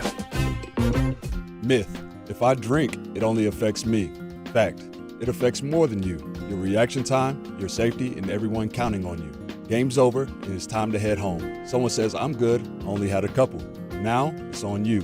Stay quiet or speak up, because one bad decision affects everyone in that car. Real teammates step in. They protect each other. Make a plan. Speak up. Talk it out NC, because real teammates look out for each other. Learn more at talkitoutnc.org. Get in the zone, AutoZone. Welcome to Markdowns for Miles at AutoZone. Got any markdowns on brakes? We mark Duralast brake pads down to free. Free Duralast brake pads? When you buy 2 rotors. Can I get Duralast Gold pads for free? With 2 Duralast Gold rotors, and there's a lifetime warranty on brake pads. That's a huge markdown for so many miles. Save on brakes and more during Markdowns for Miles at AutoZone. Get in the zone, AutoZone. Restrictions apply. This is Adam Gold. The American Cornhole League. I don't know if you can wager on it. Let me just go to FanDuel and find out if you can wager on it. I think I read you can get a scholarship. Kids in high school can actually get scholarships for cornholing. Who knows? I don't know what the technical term I'm just not going to say anything. The Adam Gold Show.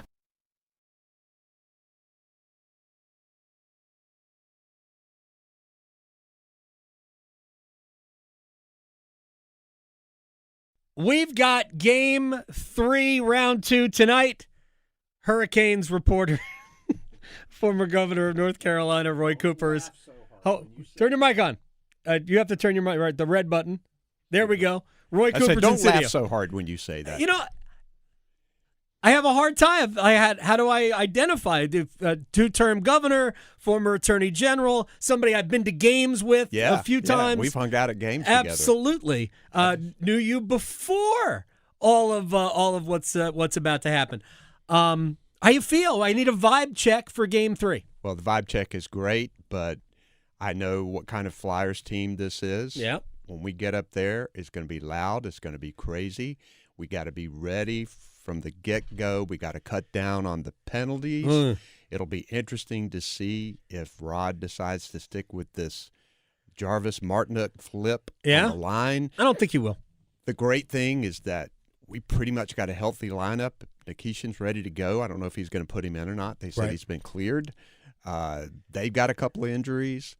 So things are lining up. But this is NHL hockey, man, and anything can happen. That game, look, that overtime was a track meet.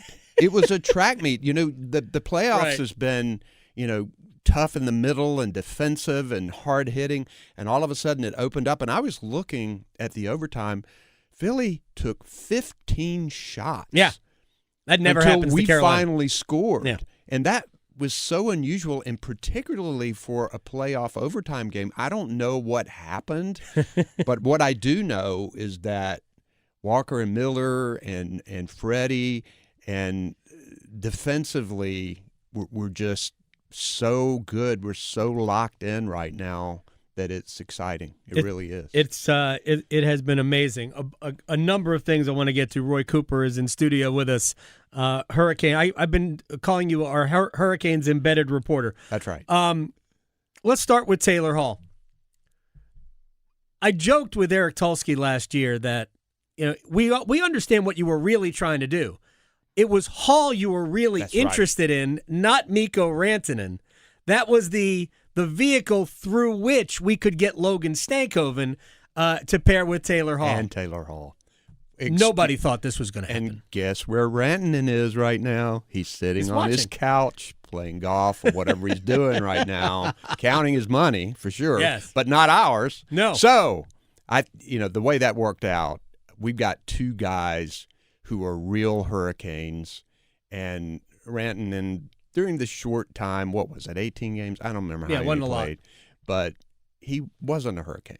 This just wasn't his game. Right. Maybe if he stayed here a few years, but this worked out in a fantastic way. And, kudos to Eric and Dundon and the guys for flipping that around. What looked like a disaster turned into an amazing get for our Hurricanes. Yeah, exciting. And it really does. I mean, obviously Logan Stankoven is a big part of it, but it starts for me with how well Hall has embraced a different role, adapted to the way the Hurricanes play, and he's a very, very smart player on top of the fact that he's obviously talented. He was first overall pick in 2011. Yeah. So, Hart winner. Right. Yeah. So he has basically adapted his game to fit what Carolina does.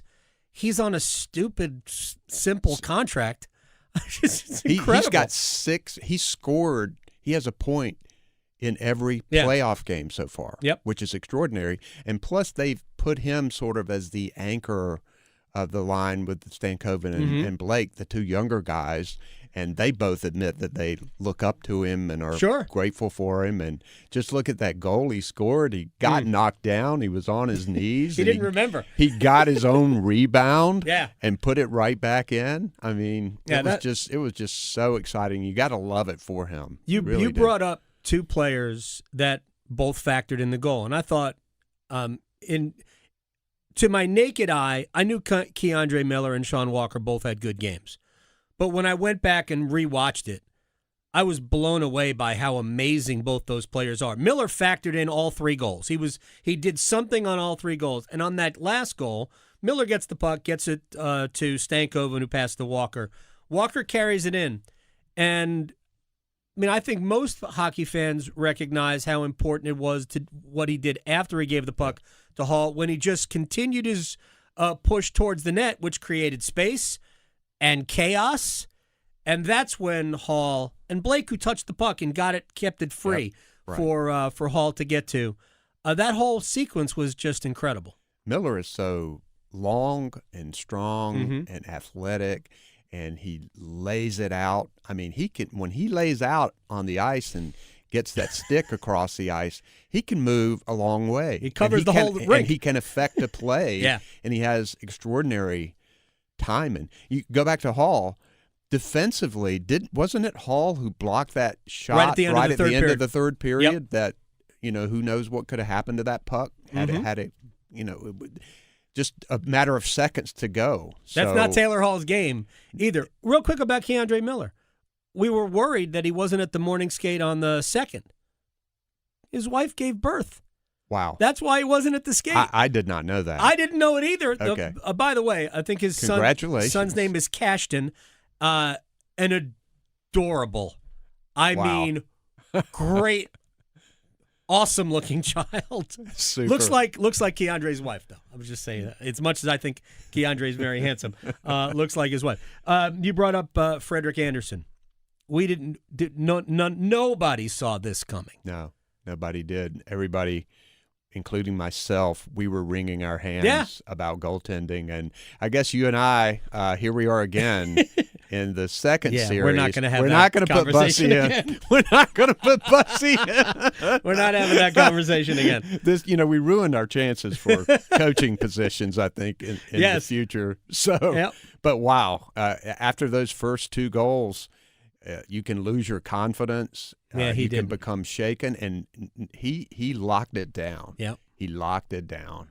That was extraordinary. Yeah, and I thought in overtime, when Travis Konechny got the breakaway opportunity, my read was, oh man, how do you miss the net from there, from where he was? He didn't. Anderson just calmly blockered it away. Yeah. That was on frame. When I went back and looked at it, I'm like, oh yeah, look at it. He's got the blocker to it, and that was it.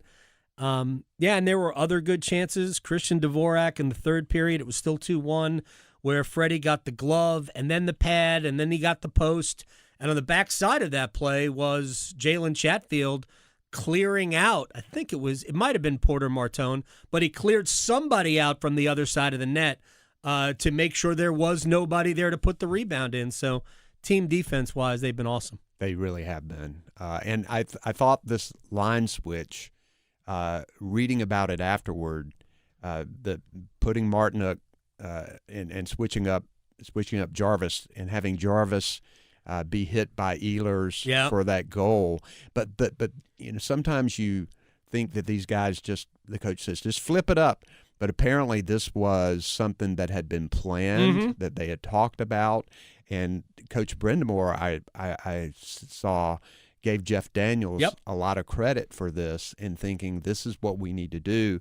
And Jeff told Coach Brendamore when it was time to do it. He says, we got to do it. Now's the time. Now's the time. And I just can't wait to see whether you open up like that or you don't and you say no. I don't think they will. I think they'll go back to – they practiced with the normal lines yesterday.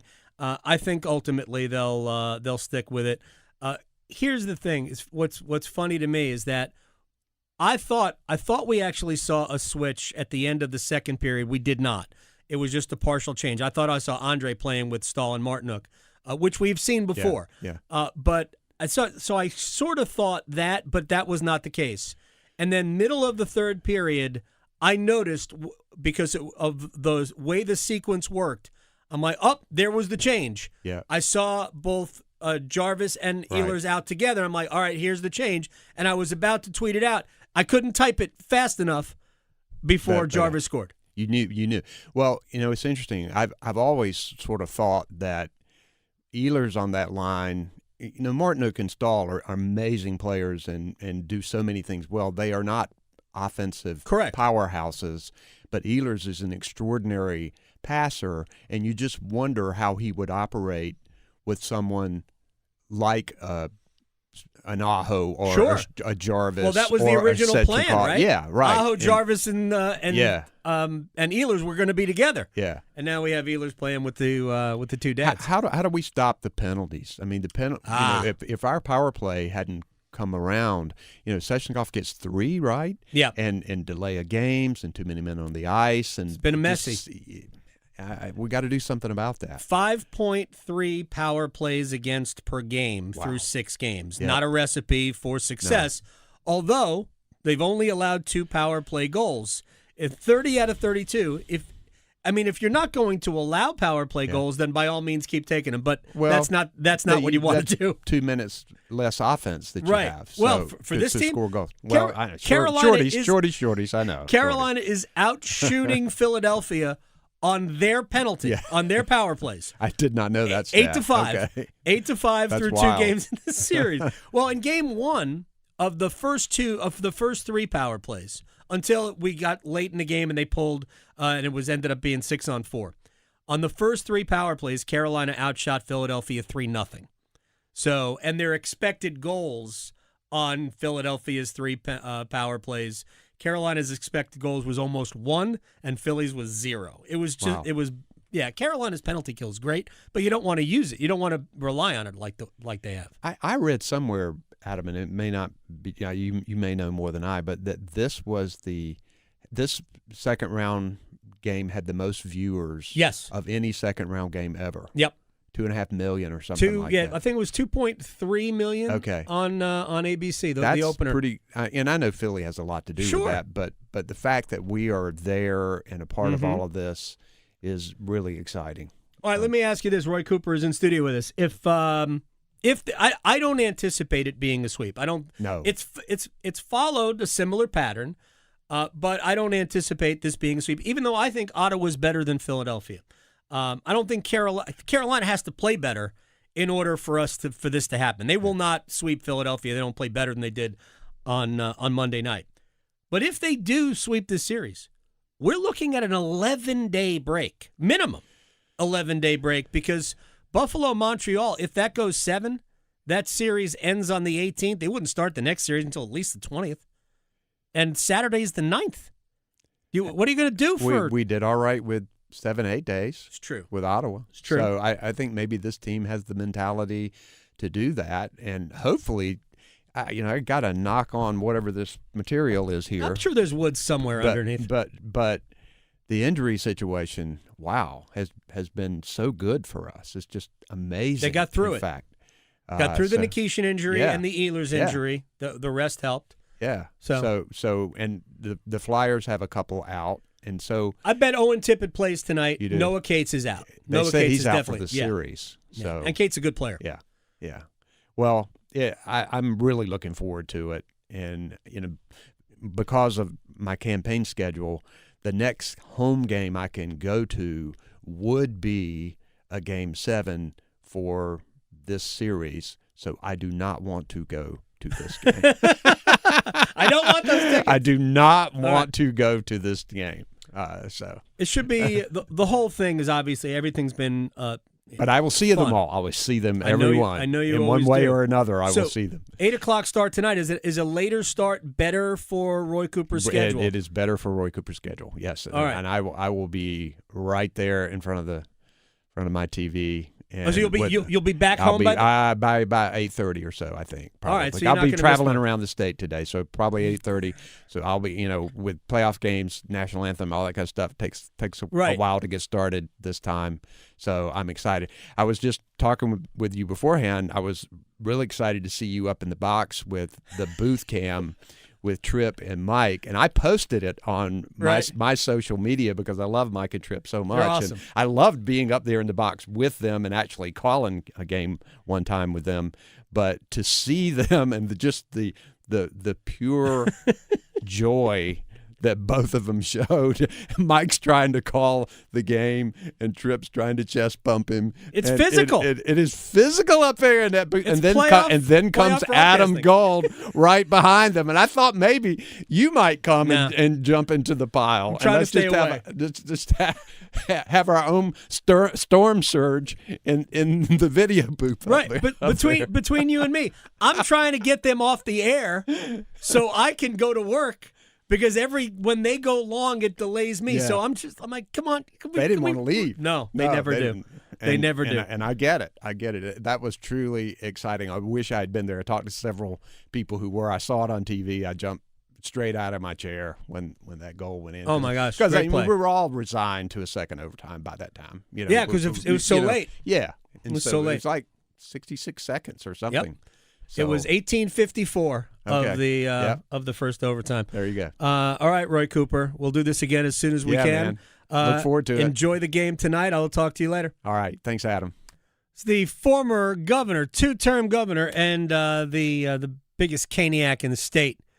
He is a huge Hurricanes fan. And, man, it is awesome to have support at that level. And like I have been – it might have even been before. I guess it was the Attorney General already. We were talking about, secondary ticket markets. There was a time where all that stuff was illegal. Right now, of course, it's a major industry. Everybody's got to say. Even teams have their own secondary markets. That's actually how you find the true value of games. The true value of a ticket is what the secondary market can get for it.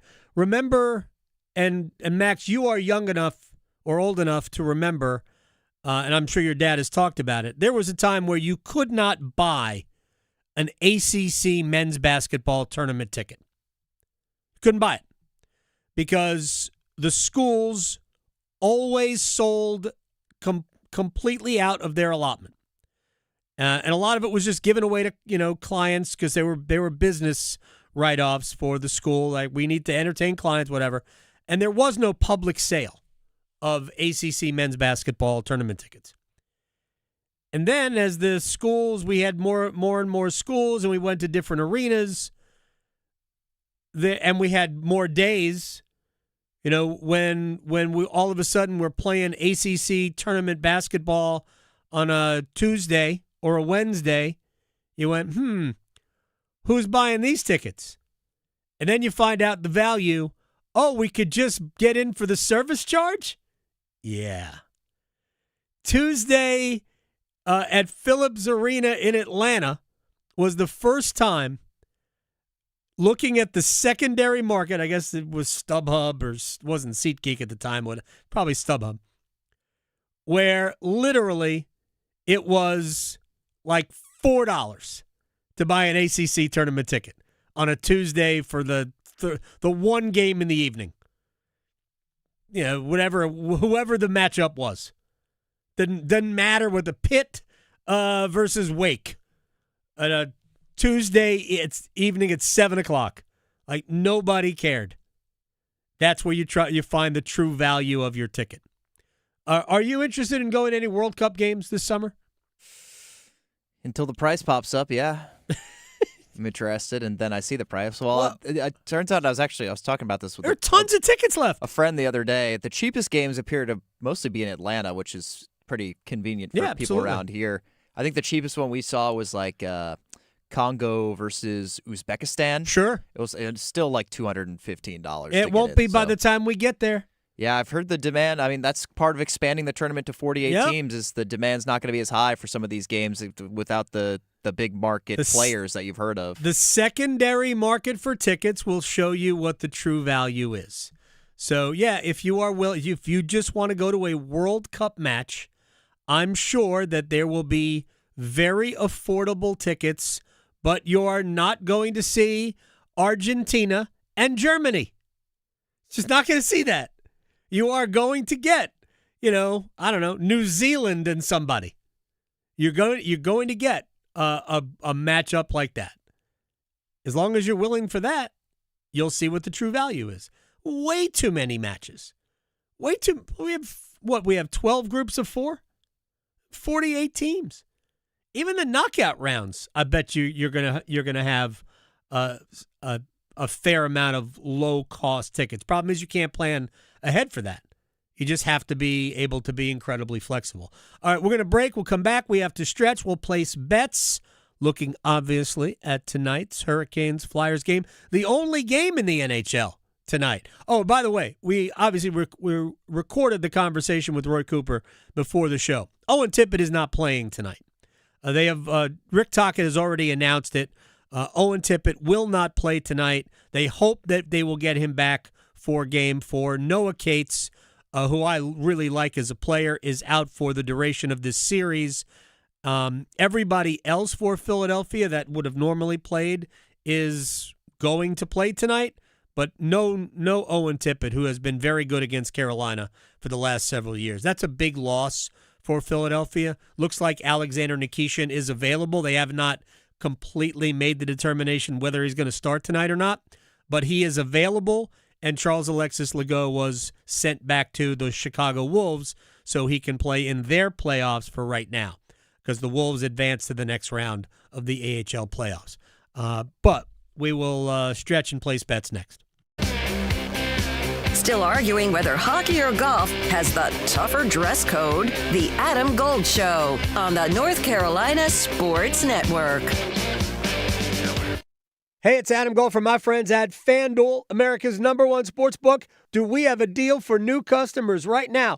Bet $5, win that bet, get $150 in bonus bets. That's right. Pick something you can win and then take FanDuel's money and then win even more. Turn 5 into $150 just for getting started. FanDuel makes it easy to get closer to the action, player props on your favorite stars, all the tools you need to back them up. All you got to do, go to FanDuel.com/local to get started. FanDuel for the NBA, especially in the playoffs. FanDuel, play your game. 21 and over and present in North Carolina. First online real money wager only. $5 first deposit required. Bonuses issued as non-withdrawable bonus bets, which expire 7 days after receipt. Restrictions apply. See terms at sportsbook.fanduel.com. Gambling problem? Call 877-718-5543 or visit morethanagame.nc.gov. Measles is spreading in North Carolina. It's highly contagious and can make infants and children very sick. Pneumonia, brain swelling, long-term health problems, hospitalization, and death can occur. Protect your child with the MMR vaccine. It provides lifelong protection. Serious side effects are extremely rare. Millions of children are safely vaccinated each year. Insurance covers the cost and free vaccines are available. Make sure your child is up to date. Talk to your doctor or visit ncdhhs.gov/measles. Paid for by NCDHHS. You don't build a tradition overnight. You earn it. The Coca-Cola 600's underway. This is a crown jewel race. It's a 600-mile salute to those who have made the ultimate sacrifice. It's do what we love because of the sacrifices that were made by our military heroes. If you win this one, you'll carry it with you forever. It's NASCAR's toughest test of man and machine. It's the Coca-Cola 600 at Charlotte Motor Speedway on Memorial Day weekend. Have you ever considered a career as a public power line worker? Line workers in public power communities keep the electricity flowing to families and businesses. As a public power line worker, you're part of a team that builds and maintains a locally owned and operated electric system. You can work close to home, grow your career, and support your local community by providing safe, reliable, and sustainable electricity. Learn more about public power and careers in public power at electricities.com. If you want the nation's best auto insurer, look no further than North Carolina Farm Bureau Insurance. Rated #1 in Crash Network's Insurer Report Card 7 years in a row, we're the only insurer in the nation to receive an A+ rating from auto body shops. Our philosophy is simple: be fair, be quick, be the best. North Carolina Farm Bureau Insurance. Helping you is what we do best. I'm the thread that's already inside the house. In the closet, under the bed, in the car. But I don't want your money or your TV. I can't be scared away or negotiated with. I'm patient and quiet. I don't sleep. You can't call the cops on me. You can't even see me. I'm the threat of family fire. And as long as your guns aren't stored securely, I'll be there. Protect your family. Secure all your guns. Learn how to make your home safer at endfamilyfire.org. That's endfamilyfire.org. A public service announcement brought to you by Brady and the Ad Council. This is Adam Gold. I told Tim, who does the afternoon show, I said, I'm about to turn this game around. We need Cheez-Its. So I went to go get magical Lucky Cheez-Its, and guess what? Boom. Period 2, tied it up. And then at the end of the game, I still had like 8 Cheez-Its in the cup left, and I said, Lucky Cheez-Its. There you go. The Adam Gold Show.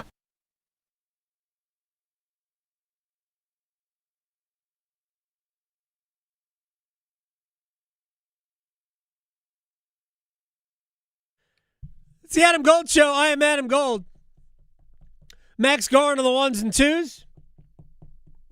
We will place bets in a moment. Is it worth playing the breaking news sounder for that, Max? Reluctantly, maybe. All right, play it. Whatever. I'll play it. It's always fun to hear a breaking news sounder. Even though we are interrupting. What is that? What is that song called? Down the Line? Yeah, right down the line. Right down the line. According to many, I know you saw it from Matt Norlander. I'm looking at Ross Dellinger. The NCAA men's and women's basketball selection committees have approved the expansion of the NCAA tournaments to 76 teams. According to Matt Norlander, it was unanimous.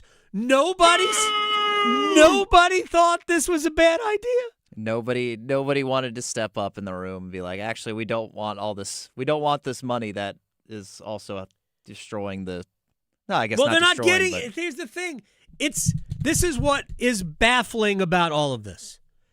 Everybody knows it's not going to get anybody more money.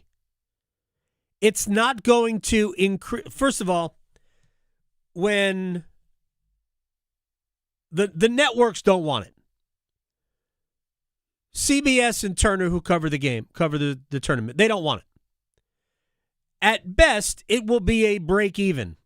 The leagues will get the same amount of money that they are getting now. So we're not increasing when you add a team to your conference. So when the ACC adds SMU, Stanford, and Cal, and eventually when they add, like the University of Toronto and Greenland Tech, and all of these schools that will need to be added to the ACC because they're going to start playing games in Europe. So University of Dublin, when they join the ACC, because it is the Atlantic, after all. In order for it to be worth the while of the league, it needs to increase the overall take for each school. So it's not just increasing the pie to a certain extent that it pays for itself, but it's got to make it worth everybody's while. This isn't going to happen. There isn't going to be significantly more money from the television networks, the broadcasters that show the games, that's going to make the individual schools and the conferences significantly more money at all. But it isn't really about that. It's really about hogging more spots, which ultimately will make the bigger leagues more money because they'll get more units. But right now, it's still not a significant take. But it is about making sure that the have-nots have not. It's 100% about power and influence and the money that goes along with it. And it's not good for the tournament.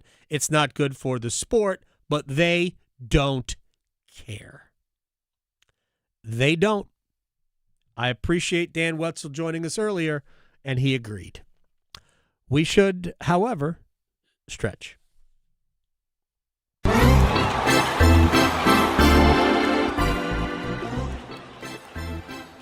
Gosh, that puts a real damper on it. Real damper. Yes. Not a fan of that whatsoever. But hey, we knew it was coming, so I guess can't be all that surprised, right? All right, so let's see what do we got today. So famously, it is difficult to escape from Alcatraz. We know this. Famously. I saw the movie. Apparently, unless you're a coyote. In San Francisco, a lone coyote stunned biologists and others when it paddled its way to Alcatraz Island earlier this year, just going through the choppy waters notorious for thwarting prisoners' escapes. At the time, biologists guessed the coyote swam from San Francisco, which is a little over a mile from the island, but it turns out the male coyote actually made an even longer swim from nearby Angel Island, which is 2 miles away. So apparently this coyote is better at swimming around the waters around Alcatraz, one of the most notoriously difficult prisons to escape. He swam through it better than the prisoner escapees do. I dig it. 36 men attempted 14 separate escapes from Alcatraz, and nearly all were caught or didn't survive the cold, swift current when it was open. But this coyote just swam 2 miles from Angel Island and made it no problem. So I guess there's something we can learn from coyotes in terms of swimming, although I hear they're not very good at hockey. No, they're not. They lose they don't even exist anymore. They went extinct. Yeah. They went extinct. Yeah. They went the way of the dodo. Yes, much like my winnings whenever I place bets, so we can do that now and maybe try to get some of that back. Place your bets, place your bets. Here we are. I bet you slice into the woods $100. Gambling is illegal at Bushwood, sir, and I never slide. Okay, you can owe me. I owe you yeah, I'm sure we're going to do the lone hockey game tonight. So why don't you start? I do have a play in that one. I went 1 for 2 with one pending from yesterday. I still have Rory first round leader at the Truist Championship, which just got started because of weather. I got my Buffalo money line, and Bayern PSG did not both score in the first half. Gosh, they didn't. Well, I guess they did both score. Harry Kane 90 plus 4 got them on the board, but they just not in the first half. Yeah, I'll tell you what. Did PSG impress you yesterday? Yeah. I mean, I can certainly see them. I hope they beat Arsenal. It wasn't the game we thought we were going to see. Yeah. PSG kind of choked the game off. I'm going to go with a Taylor Hall anytime goal score tonight. It's plus 380. I feel like it's a lot of juice for how much he scored. So Taylor Hall, anytime goal. Almost every game. I'm just going to go straight up. Carolina minus a goal and a half. All right. I think Carolina wins the game with an empty net goal 3-1. Carolina minus goal and a half, under 5.5 is plus 357. I'm going to take the Cavs to win tonight. Game 2, even up their series with the Pistons. That's plus 136. All right. Conference League semifinal. Strasbourg. Rayo Vallecano.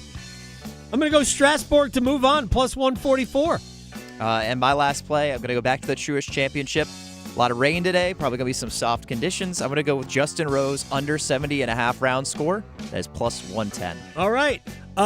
Anytime goal scores, I'm going to give you 2 from Villa and Nottingham Forest. Morgan Rogers, anytime goal score, plus 185. Chris Wood for Forest, plus 250. Forest has a 1-0 lead after the first leg. Questioning goalie interference calls since day one. The Adam Gold Show on the North Carolina Sports Network.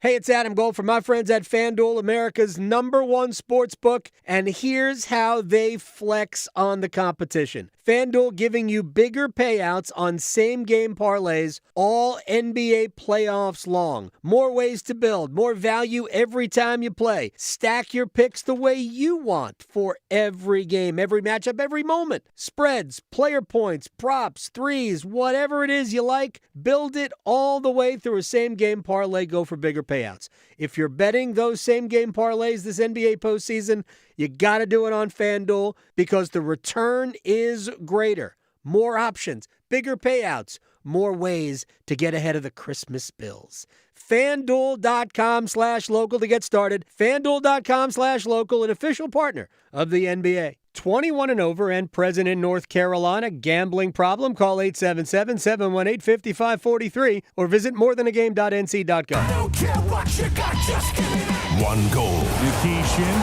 Ehlers, shoots and scores! Oh, the power play! Verdeen wide open, rebound, and what a save by Anderson! Hoist Lord Stanley's Cup. Sebastian Aho in, short hand back in, scores! Oh, talk to me, shorty! Carolina! The Triangle's official home for the Carolina Hurricanes. 99.9 The Fan, the Triangle sports leader. Life's great stories are built on yes and. Yes to the big game and the private suite. Yes to the beach and sailing offshore.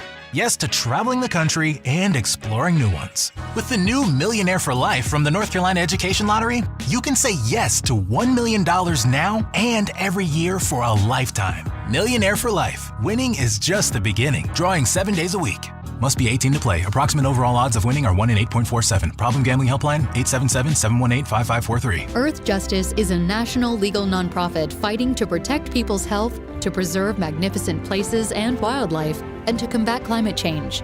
Visit us at earthjustice.org. Earth Justice, because the earth needs a good lawyer. Credit card interest rates are now over 29%, and most people are only making the minimum payment, so they're getting nowhere. Hey, it's Dennis Cox for Loan Pronto. But here's what many homeowners don't realize. Using the equity in your home, you can easily access hundreds of thousands in cash. With Loan Pronto's Rapid Equity Loan, you can pay off your credit cards, your existing HELOC, your car loans, or get money for that home improvement project. One client just got $100,000 approved and saved over $1,500 a month.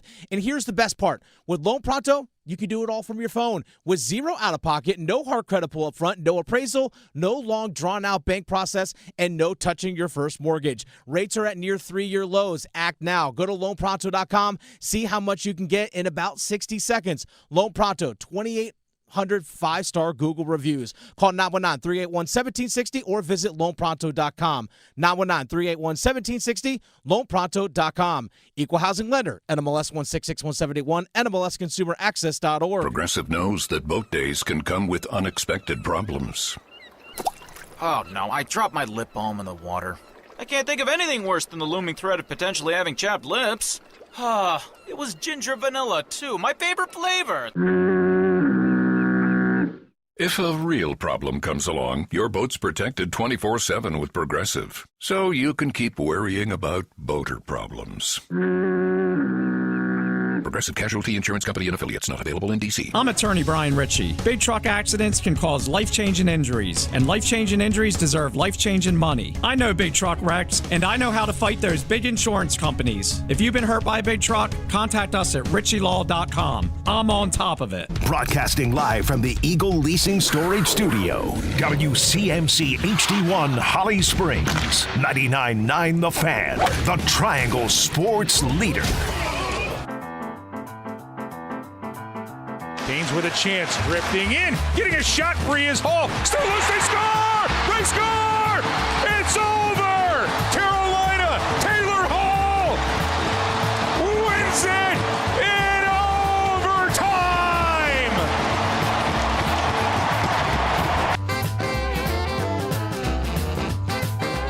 the Adam Gold Show. I am Adam Gold. Max Gorn on the ones and twos. Dave Pagnotta, fourth period. We'll talk playoffs with him. We'll talk maybe even the future of Austin Matthews in Toronto. Maple Leafs won the draft lottery. Thinking about tearing it down maybe. Building it back up from scratch.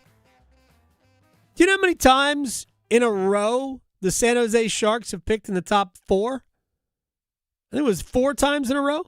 Or 4 times in a row in the top 5? Let's see. They had Will Smith 2 last year. They had 1 the year before that. There was 2 the year before that. That was Will Smith. No, Will Smith, I believe, was 4th. Oh, I don't know why I thought he was the second. Maybe it's because he wears number 2. Maybe. Who else did they draft? That was a defenseman, I think, like after that. They have, like, it's 4 years in a row they're drafting very high. And they'll have another great pick this year. It's a bonus of missing the playoffs for many years in a row. And it doesn't always, I mean, is Chicago that much better? I mean, Chicago's better, but how good are they? They're going to be really good once get a couple years of Frondell getting to develop, and it depends on the contract they're going to have to give Bedard this year. I'm very curious as to what that is going to look like. I think they've got their goaltender. I think Spencer Knight's pretty I like good his goalie. game. But man, you need a lot of players. It's hard to do it, even if you draft high, all the time. And this is now 4 years in a row. Or maybe, I guess San Jose didn't make the playoffs, so it's going to be 5 years in a row drafting relatively high, even though this year won't be as high. It's amazing. Where did they get second in this draft? No, it's San Jose. Yeah, San Jose is second in the second. draft. So they got fortunate. It's Toronto, San Jose, Vancouver. Mm-hmm. Yeah, Vancouver never moves up. That's the one. That's got to be tough. It's gotta be real tough. But they'll get. So what? Stenberg will be second, or they're maybe talking about him being 1. For real, they are talking about that guy being first, as opposed to Gavin McKenna. I would take McKenna first. So McKenna, I think, according to what I saw, was going to ask to have his conviction upheld so he can avoid being drafted by the Toronto Maple Leafs. That's the joke, not actually true. Wall of sound. The wall of sound is a function of this studio. There's no doubt about it. All right, Ben, the stats guy. 3 years ago was Will Smith. Last year, 2 years ago, Macklin Celebrini. Last year, Michael Misa. So it'll be 4 years. 4 years in a row this year. 4 years in a row. I think Vancouver's got 4 picks in the top 50. And they'll still not be very good. It's hard. You need more than 4. Look at the Hurricanes. It's taken a long time to make this Hurricanes team. I mean, and they haven't had high draft picks. They got 1 top 3 pick. Andre. Well, no, they have 2. They have Jesperi Kotkaniemi. Don't overlook him. That's right, same draft. Don't overlook it. It wasn't a draft pick that they made, though. I'd rather not get into that conversation. All right, here in the Wall of Sound, you'll hear from the head coach, Rod Brindamore. But I want to use this audio since we bumped back with the Taylor Hall goal. For those people who don't know, the booth cam from last year is back because the Hurricanes are only available locally on the radio now. Obviously, you can watch the games on the national broadcaster. It'll be TNT for tonight. Games 1 and 2 were ESPN or ABC events. And I think the Monday game will also be ESPN if there is a Monday game 5. But otherwise, the rest of it is going to be on TNT. I guess it could be TBS depending on the conflict. Anyway, with that said, Booth Cam is available. And for people who watched Booth Cam, and Roy Cooper last hour referred to it, sometimes Trip Tracy works physically. Like he worked over Mike Maniscalco, if you saw it yesterday. And today they just the two of them put out a video where Maniscalco is gearing up.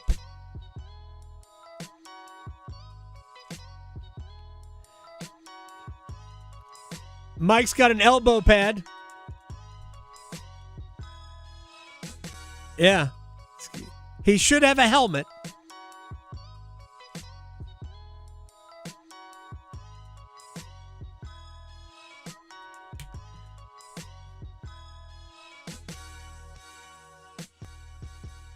Look, it's playoff hockey. What are you going to do? It's playoff hockey. Everybody's got to be ready for the physical game. All right, to the head coach, Rod Brindamore. Alexander Nikishin tonight? Yes? Maybe? Well, we hope that, he can go tonight. Not 100% yet, but he's big and strong and can move the puck and shoot. And we need all the attributes that he brings, like we need of everyone, but that's what he does do, and he can play physical. And we need, if he's in the lineup, that's what he needs to bring. All right, let me just throw this out. Max, tell me because I think this is a pretty big positive of if Alexander Nikishin draws back in tonight. Keandre Miller played 27.5 minutes in Game 2. I think it would not be the worst thing in the world to remove the power play time, even though Miller has been good, actually, running the second unit. But that's a lot of time on ice for Keandre. And Alexander Nikishin getting back in the starting lineup and taking over power play 2 would give Carolina, it would allow Keandre Miller to not play the power play minutes. Yeah. Well, that was Nikishin's spot for most of the regular season anyway. So, if he's ready to go, he's got all those tools, and I like what he's done on the power play. So, if he's ready to go, you just let him assume his role that he had previously in the regular season and first couple games of the playoffs. And, just let the kid do what he does. Yeah, I want to see him shoot more, too. Maybe that will come up. But right now, Logan Stankoven's line, at home, Rod gets to dictate the matchups. No longer in his control. Does it change? Well, they're obviously playing well. We talked about them enough. I think one of the things that doesn't make them successful is that it doesn't matter who you kind of play against them. It doesn't really change how they play. So that's what I've seen this year whenever the matchup seems to be. They've actually been good defensively. They have not allowed a lot. So actually, I don't believe they've been on the ice for a goal against in the playoffs. Pretty good.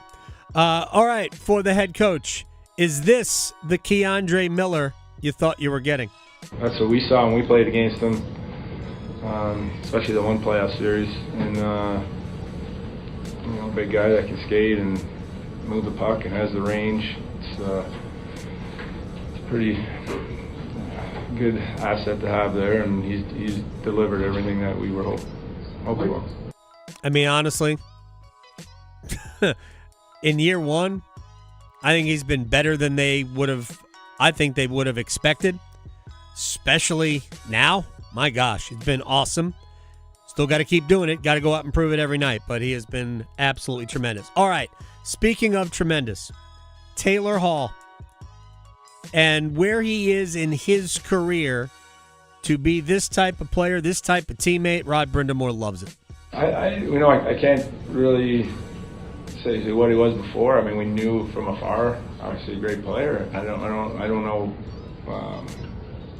how much he's adapted his game, but I know when he came here day one, he was, he didn't bring any of that. I'm an MVP and I'm going to do it this way. It was, what do I have to do? And for a guy to come in with that pedigree and then that ability, and then still trying to, he wants to learn. He's like, hey, how do I do this better? And we're talking mostly time away from the puck. You're not teaching that guy how to play with the puck or giving him any insight. That's get away from that. He's got that figured out. But it's refreshing when you get a player with that pedigree to come in and say, hey, he was playing. The first guy with us, 12 minutes a night. It didn't matter. It was whatever he has to do to win. And like I said, that's refreshing, and that's good on him. It's incredible how well he is playing. Awesome. Carolina's got a good squad. I'm not trying to compare it to anything, and I'm not saying that this team is going.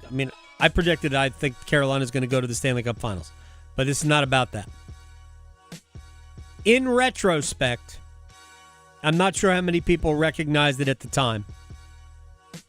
Carolina really quietly in 2006 built an incredible team. That 06 team was loaded. Oh, yeah. You had the young prime Eric Stahl with 100 points. They got Mark Recchi.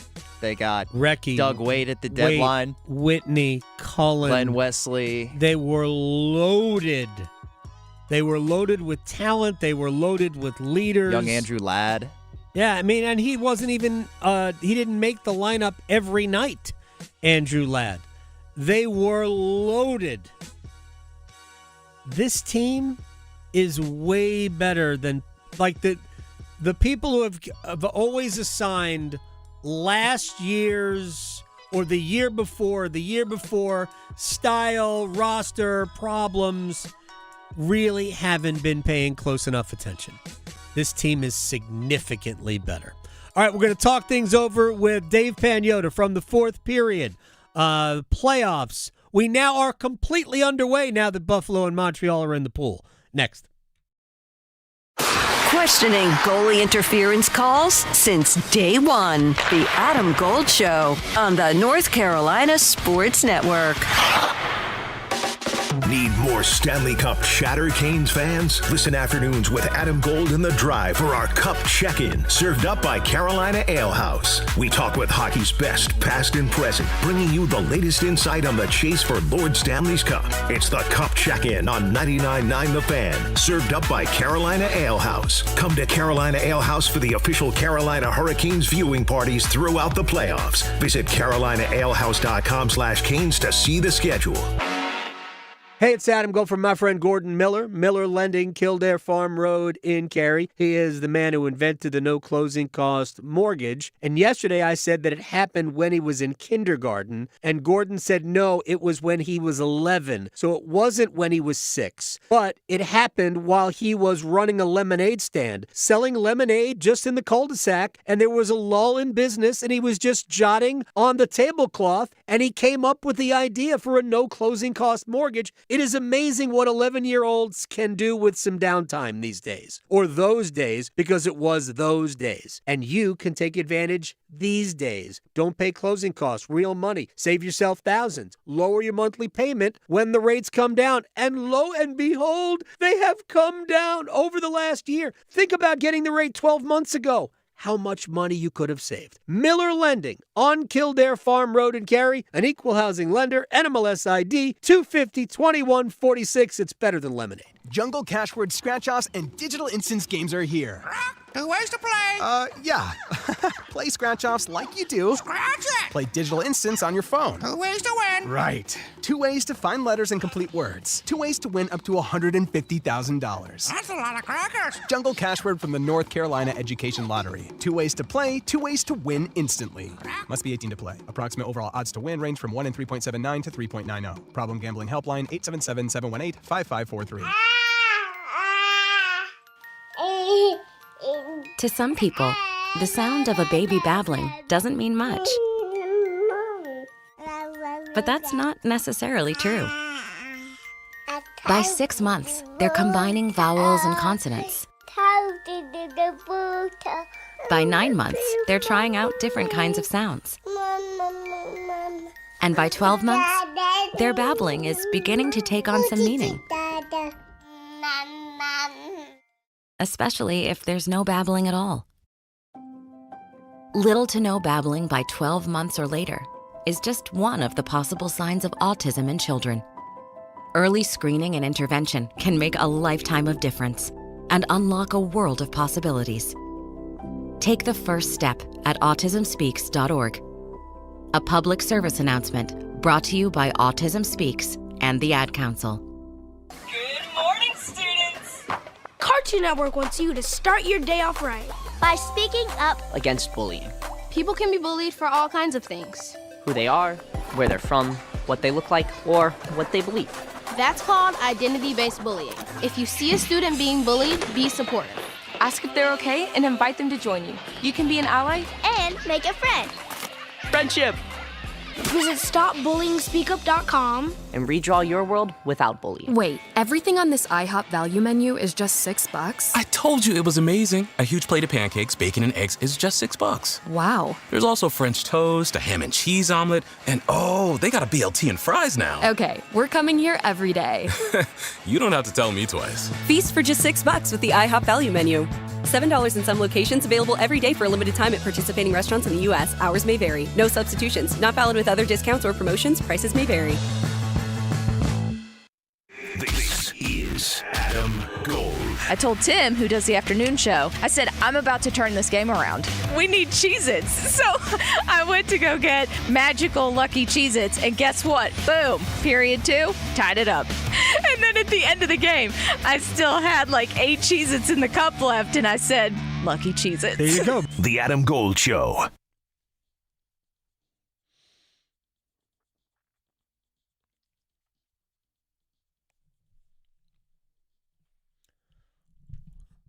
It's the Adam Gold Show. I am Adam Gold. Max Gorin on the ones and twos.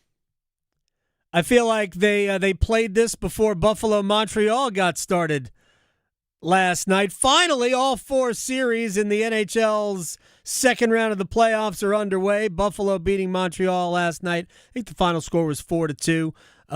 Sabres, I know, only had 16 shots on goal, but, man, they are good.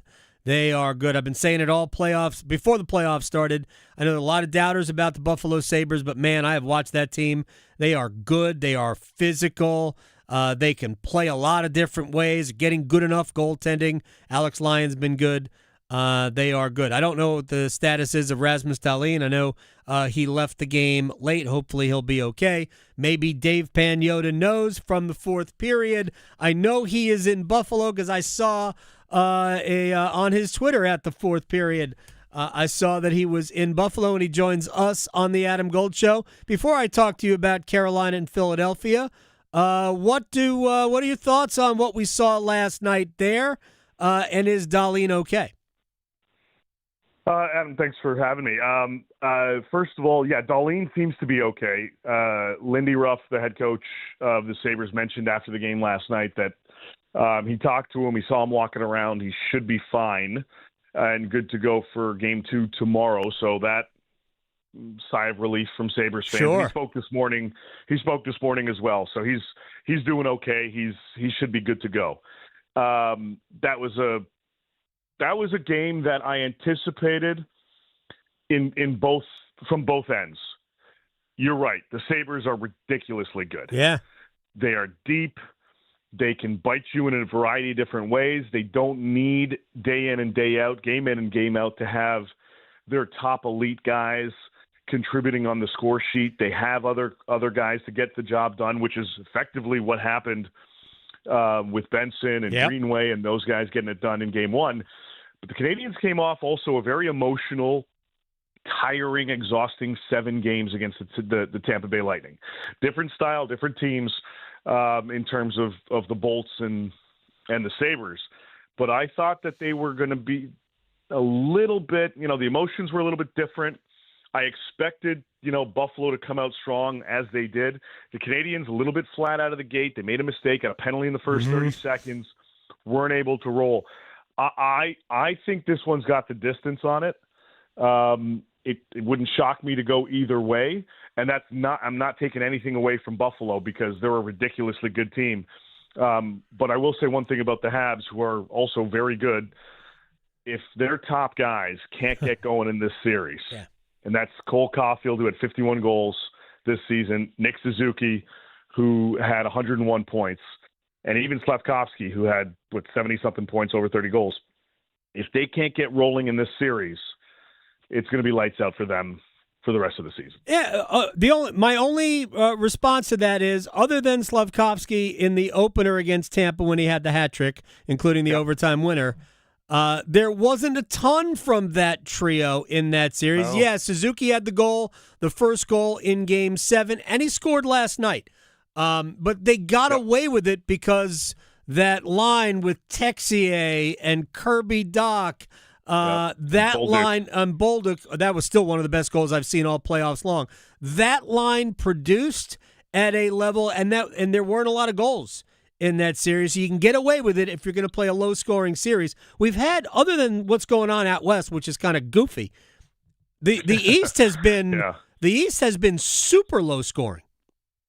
It really has. They've relied a lot on their defense. I mean, not overly surprised from Carolina, and obviously we'll get into that because the structure that the Canes play, it almost forces the other team to fall into that trap. But which is great for them. It's what's made them successful. With Montreal and Tampa in the previous round, it was almost as if they put all of their defensive weapons against the top opposition. Like the Canadians did a really good job in containing, Nikita Kucherov. Yeah. He was almost ineffective in that series. Now he struggled the last 20 some odd games in the playoffs, but the Canadians were able to keep him contained. Now Brendan Hagel was able to exploit it quite nicely, and take that guy on my team any day of the week. But when you can shut down one of the best players in the league, you're doing something good. You're doing something well. Conversely, Tampa did a fantastic job in shutting down Montreal's top line, which forced them to, in 2 games in that 7-game matchup, move Slavkovsky off the top line to play with Ivan Demidov to try to get some and spark some extra offense. But when you've got so much attention put on, 1 or 2 lines, it allows another line, which in that case was the one you were talking about, referring to, Texier, Bolduc, and Doc. Yeah. To get out there, get a little more touches, get more looks, and ultimately finish, which is what they did. Doc scored last night, beauty goal as well. Oh, my gosh. For the second one for the Habs, following through on that. Make sure you keep your rebounds in check, everybody. It helps. But, different styles here. And I think we're going to see more goals in this series. Like I don't think we'll see the 9-6 finals that we saw in Colorado Mini, but I think Buffalo, Montreal, you're probably looking at, hovering around the over-under, in this one. I mean, Carolina's had, I think, 1 game go over 5.5. Every total's been 5.5. I think it's been under all but one, and that was the last game where Carolina won it. What was it, 4-2? Based on 2 empty net goals from Sebastian Aho. Dave Pagnotta, editor-in-chief, The Fourth Period, is joining us here on the Adam Gold Show. All right, to Carolina, Philadelphia. My opinion is that the Hurricanes got away with it in Game 2. They were not sharp offensively. Freddie Anderson, to me, has won 2 games, and they weren't even the 2 shutouts that he pitched. He won Game 2 of the Ottawa series. He won Game 2 in this series. Carolina's going to need more, and I think Rod knows it. Everybody knows it. Going to need more from Aho, Svechnikov, and Jarvis if they want to make short work of Philadelphia. How have you seen this series so far? Yeah, I mean, definitely, utilizing their strengths to their advantage. And my biggest question mark, and it's been my question mark with this team for the last few years, has been the goaltending in the playoffs. Freddie Anderson has given me 0 to worry about.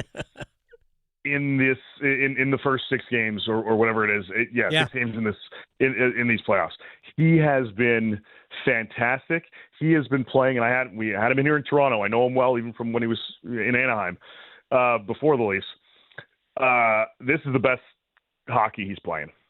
He is dialed in as much as I've seen anybody right now. And you're looking at series MVPs in round 1, and people are pointing at a couple different guys. No, the spotlight's right on Freddie. Yeah. And he's maintained that. And when you're not necessarily playing your game, and like you were saying, and maybe it's, off a little bit and you still come away with the W, you have to look at how the heck you came away with the W. And that's that performance right there from Freddie Anderson. That's not going to work every game. No. So you've got to get, exactly to your point, you've got to get some of the offensive guys rolling here. Your top-tier guys have to be your top-tier guys. It doesn't have to be day in, day out in the playoffs because it's near impossible. But they need to certainly step up.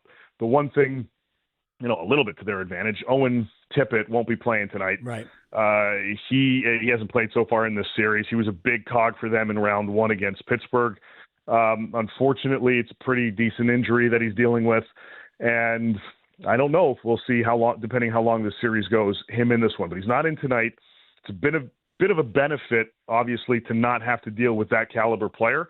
But as they showed in the previous game, they've got other weapons that need to step up as well, that can step up.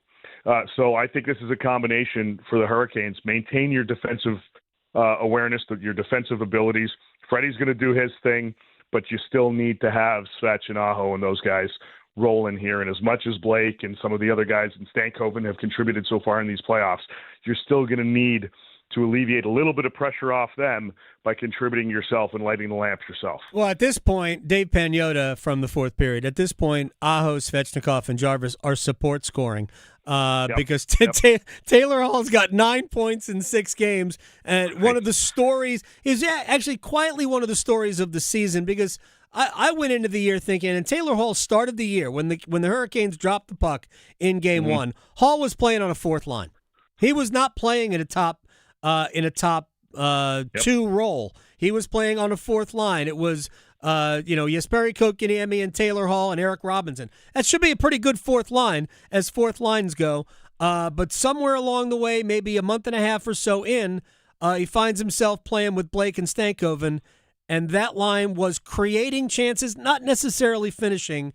But then, man, once the Olympic break hit, they have been on fire. Stankoven, I guess he skated close to the sun and he's still hot. Blake is, but they're just really good players, and I think Hall has really embraced the wily vet, and he's healthy and he's making an impact every shift.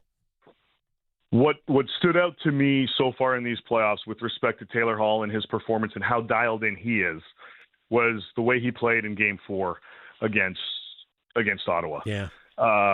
He was throwing the body. He was taking hits. He was doing almost everything he could, as well as contributing offensively in that game. For me, that's when I saw him and I went, oh, I've seen this a few times before.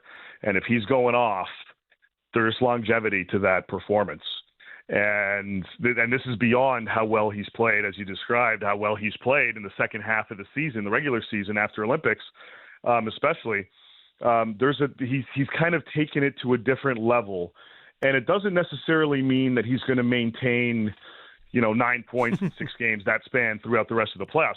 It's possible, but what I'm referring to is just the manner in which he's playing, offensive side. The numbers will come, certainly, but the way that he's approaching the game, the way that he's creating opportunities, his vision towards the puck and his vision on the ice, I'm looking at this going, well, we've got MVP caliber Taylor Hall at our hands here that we've seen, years ago, and he's as dialed in as anybody can be in that role.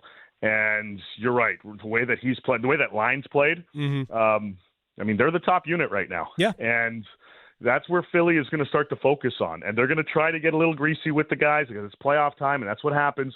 But that's when you need your top guys being your top guys. Again, it doesn't have to be every night, but that Philly is in it's not a must-win, but it's a can't-lose type of game for the Philadelphia Flyers here tonight. And they're going to do whatever they can to make sure that doesn't happen.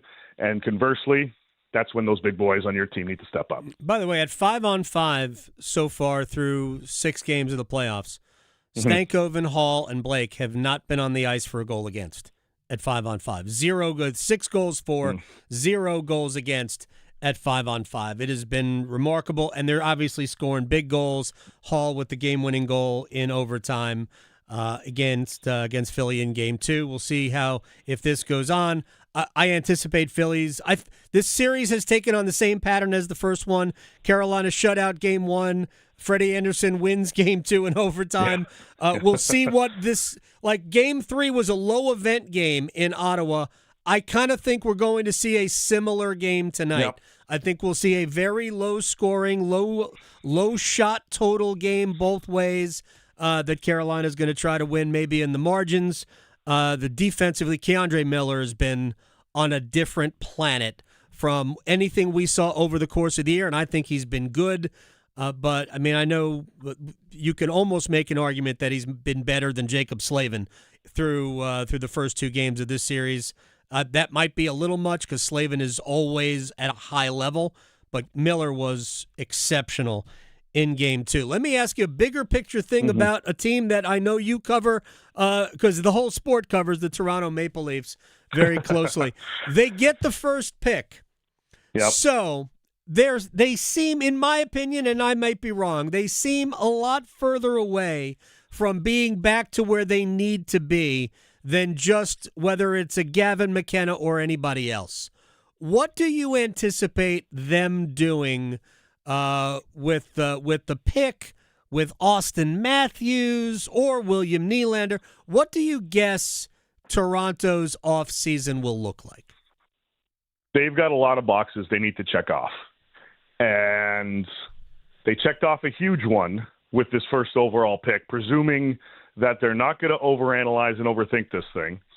And for argument's sake, they have, McKenna right there. And even if it's Stenberg, they're both left wingers. But right. in terms of style and the playmaking ability specifically, Gavin's a driver. And his just talked about vision before. The vision that he has, that he displays with his playmaking ability. I mean, that's exactly what the Maple Leafs need to play with Austin Matthews. You've got, as I said, you checked a huge box there. And the reason this is so big isn't necessarily because it's going to be the first overall pick, but also financially.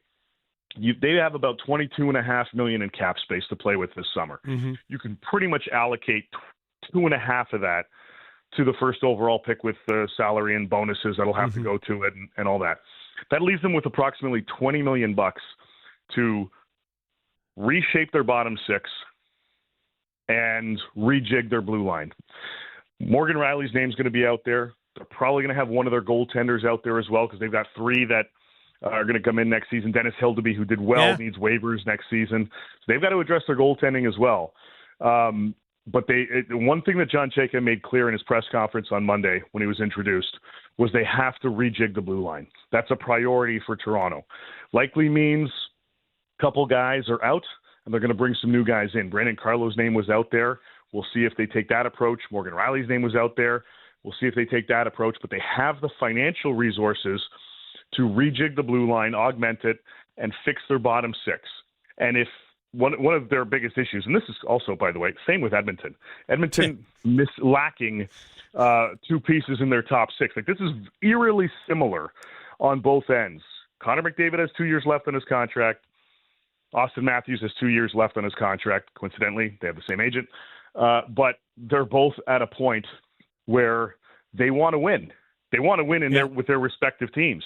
And if these teams can't show that they're ready to take that next season, then there's a different discussion. But in Toronto specifically, argument's sake, you have McKenna. You've got your top 6 kind of rounded out. Find a legit 3C. Firm up your bottom 6.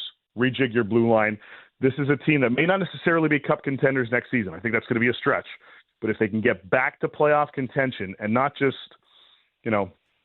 digging at the wild card spot, then I think the immediate future is a lot brighter than it was a week ago. Man, the Atlantic Division is a tough place to climb back in it. With as good as Yes, Buffalo is with Montreal, Florida's going to come back. I mean, who knows? I mean, they're a little bit older.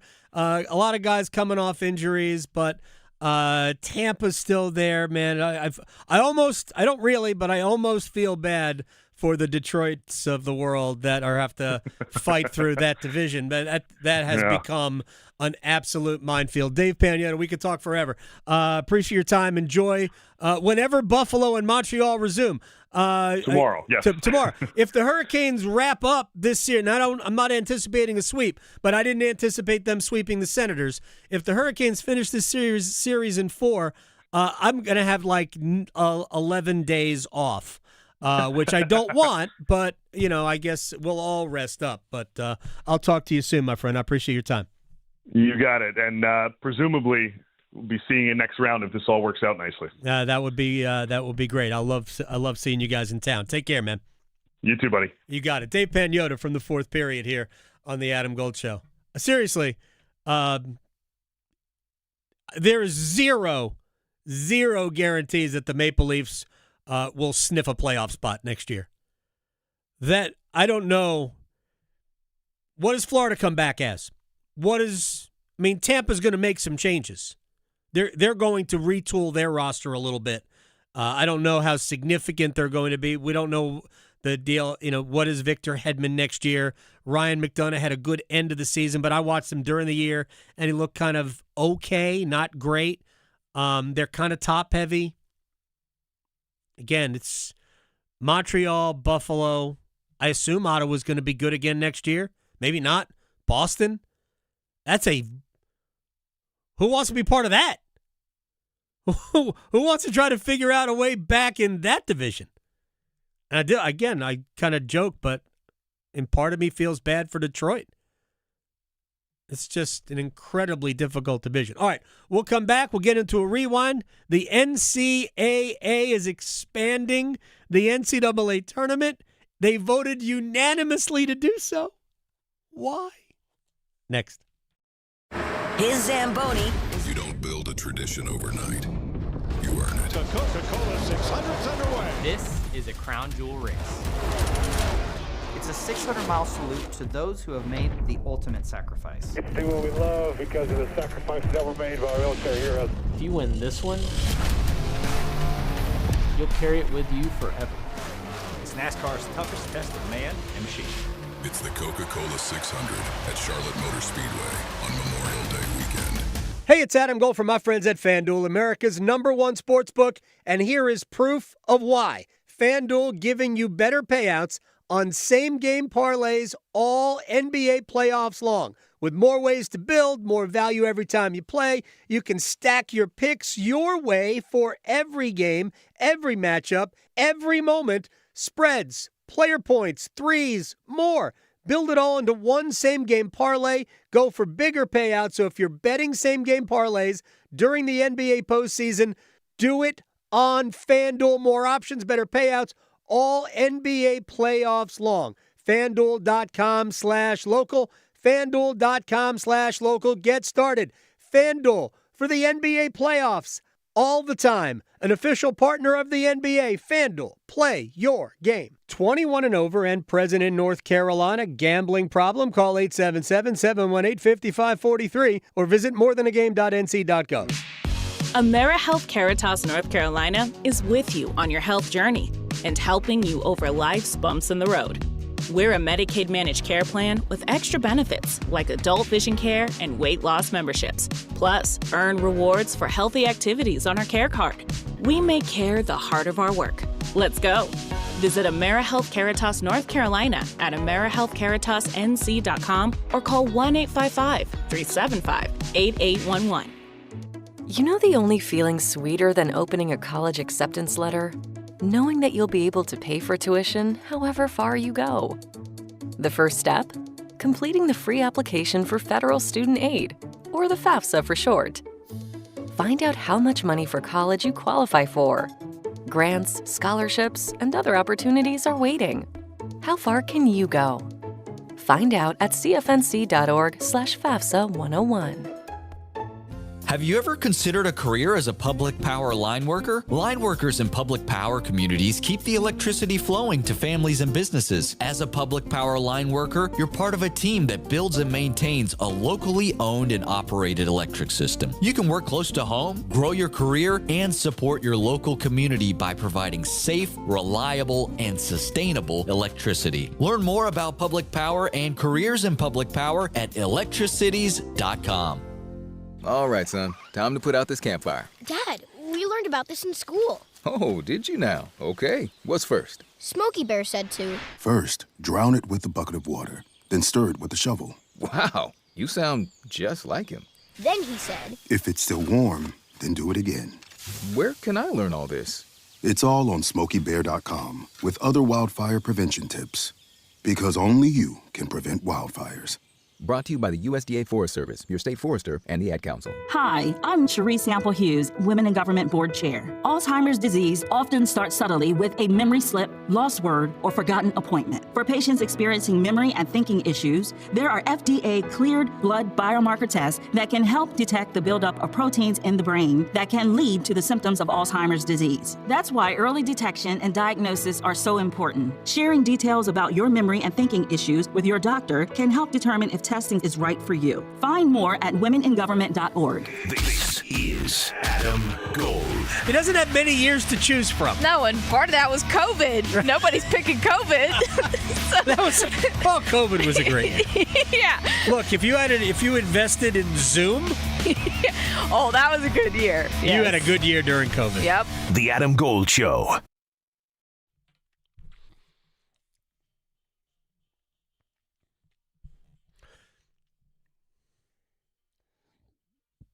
It's the Adam Gold Show. I'm Adam Gold. Max Gorin on the ones and twos. Game 3 tonight, Hurricanes and Flyers. If you're listening locally, the pregame show starts at 7 o'clock. Only game in town on NHL ice this evening is Carolina and Philadelphia, game number 3. We had Anaheim and Vegas play game 2 last night. Ducks winning that one 3-1.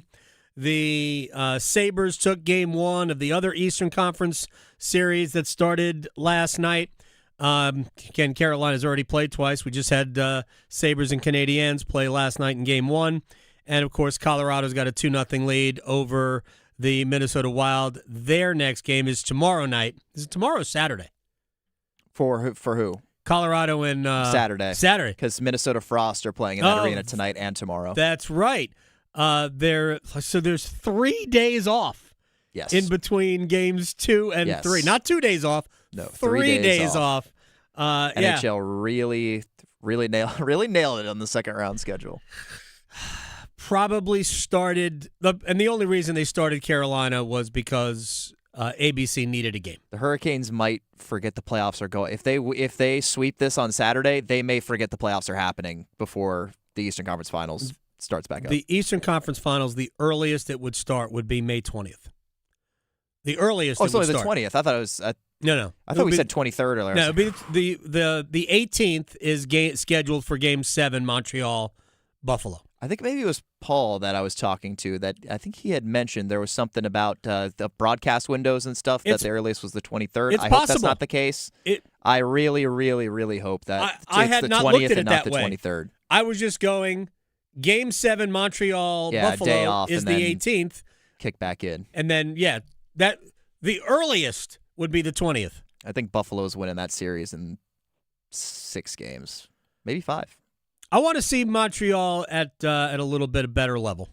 Montreal was not great last night, and penalty early, and I think Buffalo's really good. I've been a fan is not the right word, but I think that team is deep. They can beat. There's a lot of similarities between the Buffalo Sabres and the Carolina Hurricanes. I think Carolina's better, but we'll see. All right, real quick, I wanted to get to this because I'm First of all, are you excited, Max, about, and this is tomorrow, the Skip Bayless return to First Take? Could not care any less. It is impossible to care less than I care. There's no doubt. There will probably be a couple funny social media clips, actually. Oh, so I'm sure there were. I guess that's the silver lining. But like watching like these daytime, and look, far be it from me as a sports radio producer to say I don't watch the daytime sports talk television debate show, but I don't. Right. I think sports radio is different though, because we're not like just rage bait and hot take artists. Like we're just talking about like the things that are relevant, especially locally and nationwide, whereas they are just kind of engagement farming more than anything. But right. I don't really watch those daytime sports talk debate shows. So nor do I, and I am not interested in that I don't return. Like PTI, like is not in that same category. No, though. Like I will no, actually no, watch no. PTI, or I did watch like Around the Horn, like growing up, but not like First Take and Get Up or whatever they have now. Around the horn and highly questionable. Is a big fan, obviously. I mean, longtime friends with Bomani Jones and all that. And those, to me, those were smarter shows. And look, what Stephen A. Smith does, and he has made, forget about the money he's made, just the impact he has had. Winston-Salem State sports, legend. Right, on sports television. And he has been in the studio, by the way, before. Stephen A., I've talked to him. Stephen A., there was a time where he was a legit, NBA beat reporter covering the Sixers for the Philly Inquirer. Stephen A., look, I'm not knocking the hustle. It doesn't interest me, and tomorrow's doesn't interest me at all. Here's what interests me about Stephen A., because they've got, and it is their job to give you strong opinions. It's sort of my job to give you a strong opinion too, but I'm not going to, as you said it, I'm not going to hot take it up. So Jaylen Brown, and I think the stuff he put out on the Twitch stream after they got eliminated by Philadelphia, it's going to elicit some pretty strong opinions. I thought Brown, and we talked about this the other day, Brown ripping the referees and complaining about Joel Embiid flopping. Right. By the way, who are all those random, I don't watch Jaylen Brown's Twitch streams. Who are those random guys in sunglasses and Celtics jerseys that are just hanging around? Is that his posse? I have no idea. His entourage? No clue. I didn't watch. They were just kind of either.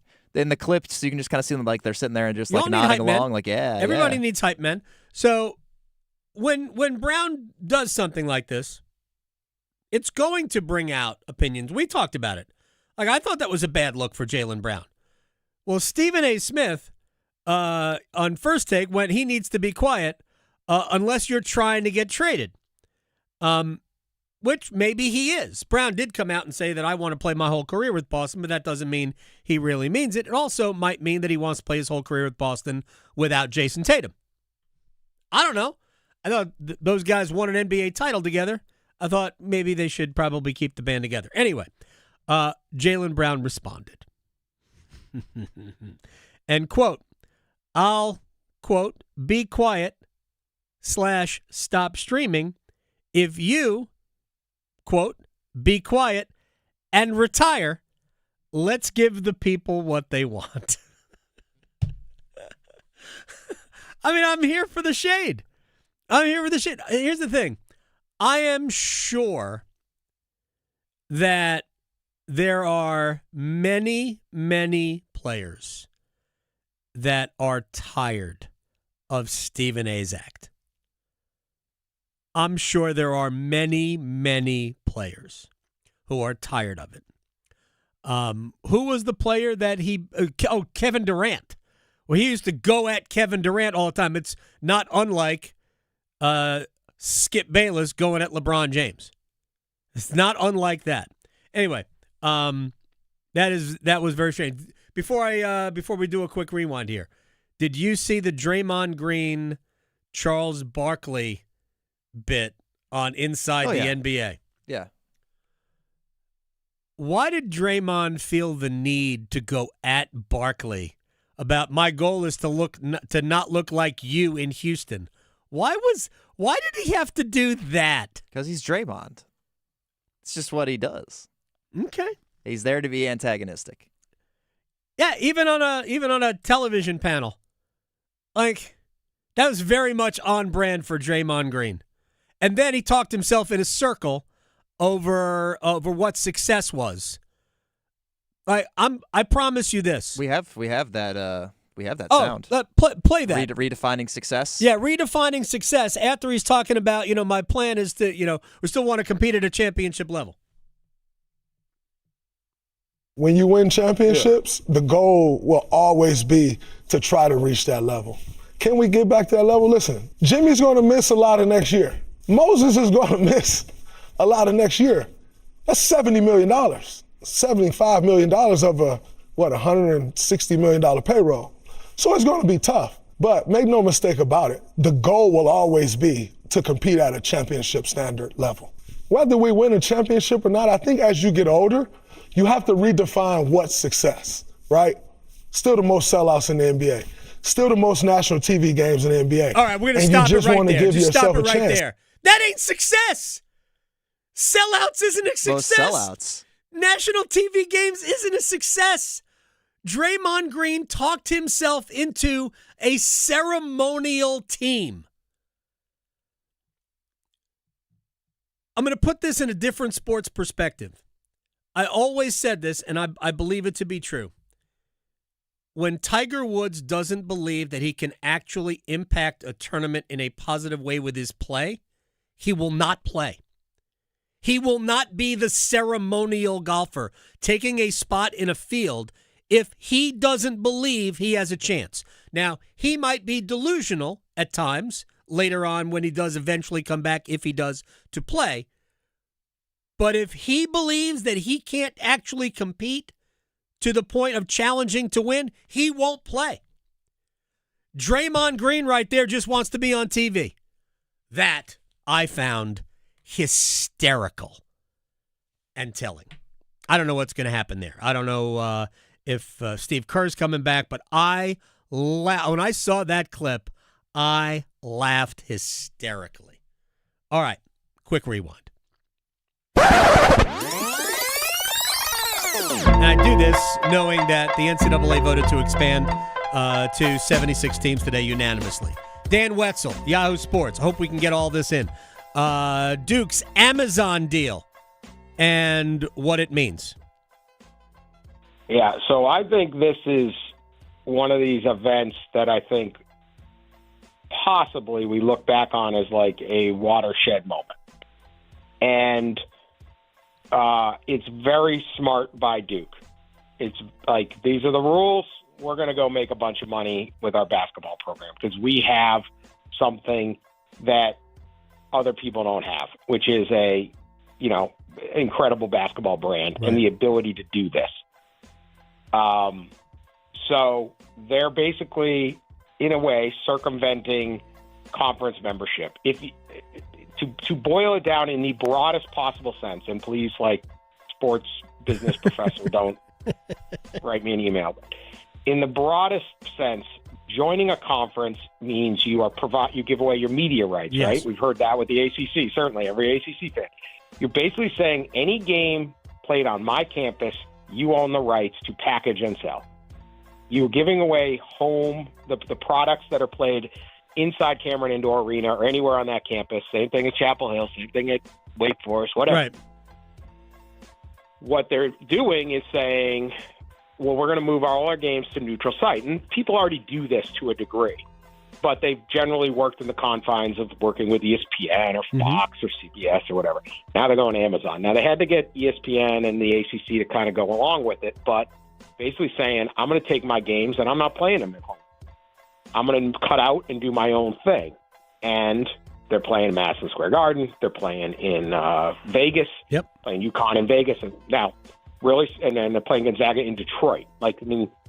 Duke versus Gonzaga in Detroit is truly, we need a television studio. We don't, I live in Metro Detroit. I've never met a Gonzaga fan. I know 3 Duke guys, and nobody likes those guys because they're Duke guys. So, just kidding, Duke fan. Detroit on February 20th, play a game? What? Okay. So, if it was Ohio State against Notre Dame, makes sense. There's a ton of alums and stuff like that, right? If the game was in Charlotte, if you're playing whatever, Alabama in Charlotte, makes total sense. This is totally different. So they're just going for the money. So they're circumventing it. All right. Now, Dan went on to say, and I encourage you to listen to that conversation because it was, I thought, really good, that this could pave the way for, as he said, Ohio State, Michigan. What happens to the 2 Duke-Carolina games? Now, we're looking into the future, especially when everything blows up, because it's gonna. College football is going to ultimately do its own thing. And will we even have conferences? Seriously, you might think I'm crazy. We're not sure what the future is going to look like in major college sports. Football might torch everything. We actually might go back to being normal in basketball. I don't know. But, man, I think the whole world is changing. We talked about Tony Petitti and Greg Sankey, Big Ten SEC commissioners, and their impact, I think, negative on college sports as a whole. None of it looks good. And now those two, plus Jim Phillips from the ACC and Brett Yormark from the Big 12, have engineered a unanimous expansion of the NCAA tournament, which is no good for really anybody, except maybe those four guys. Max, you feel good about tonight?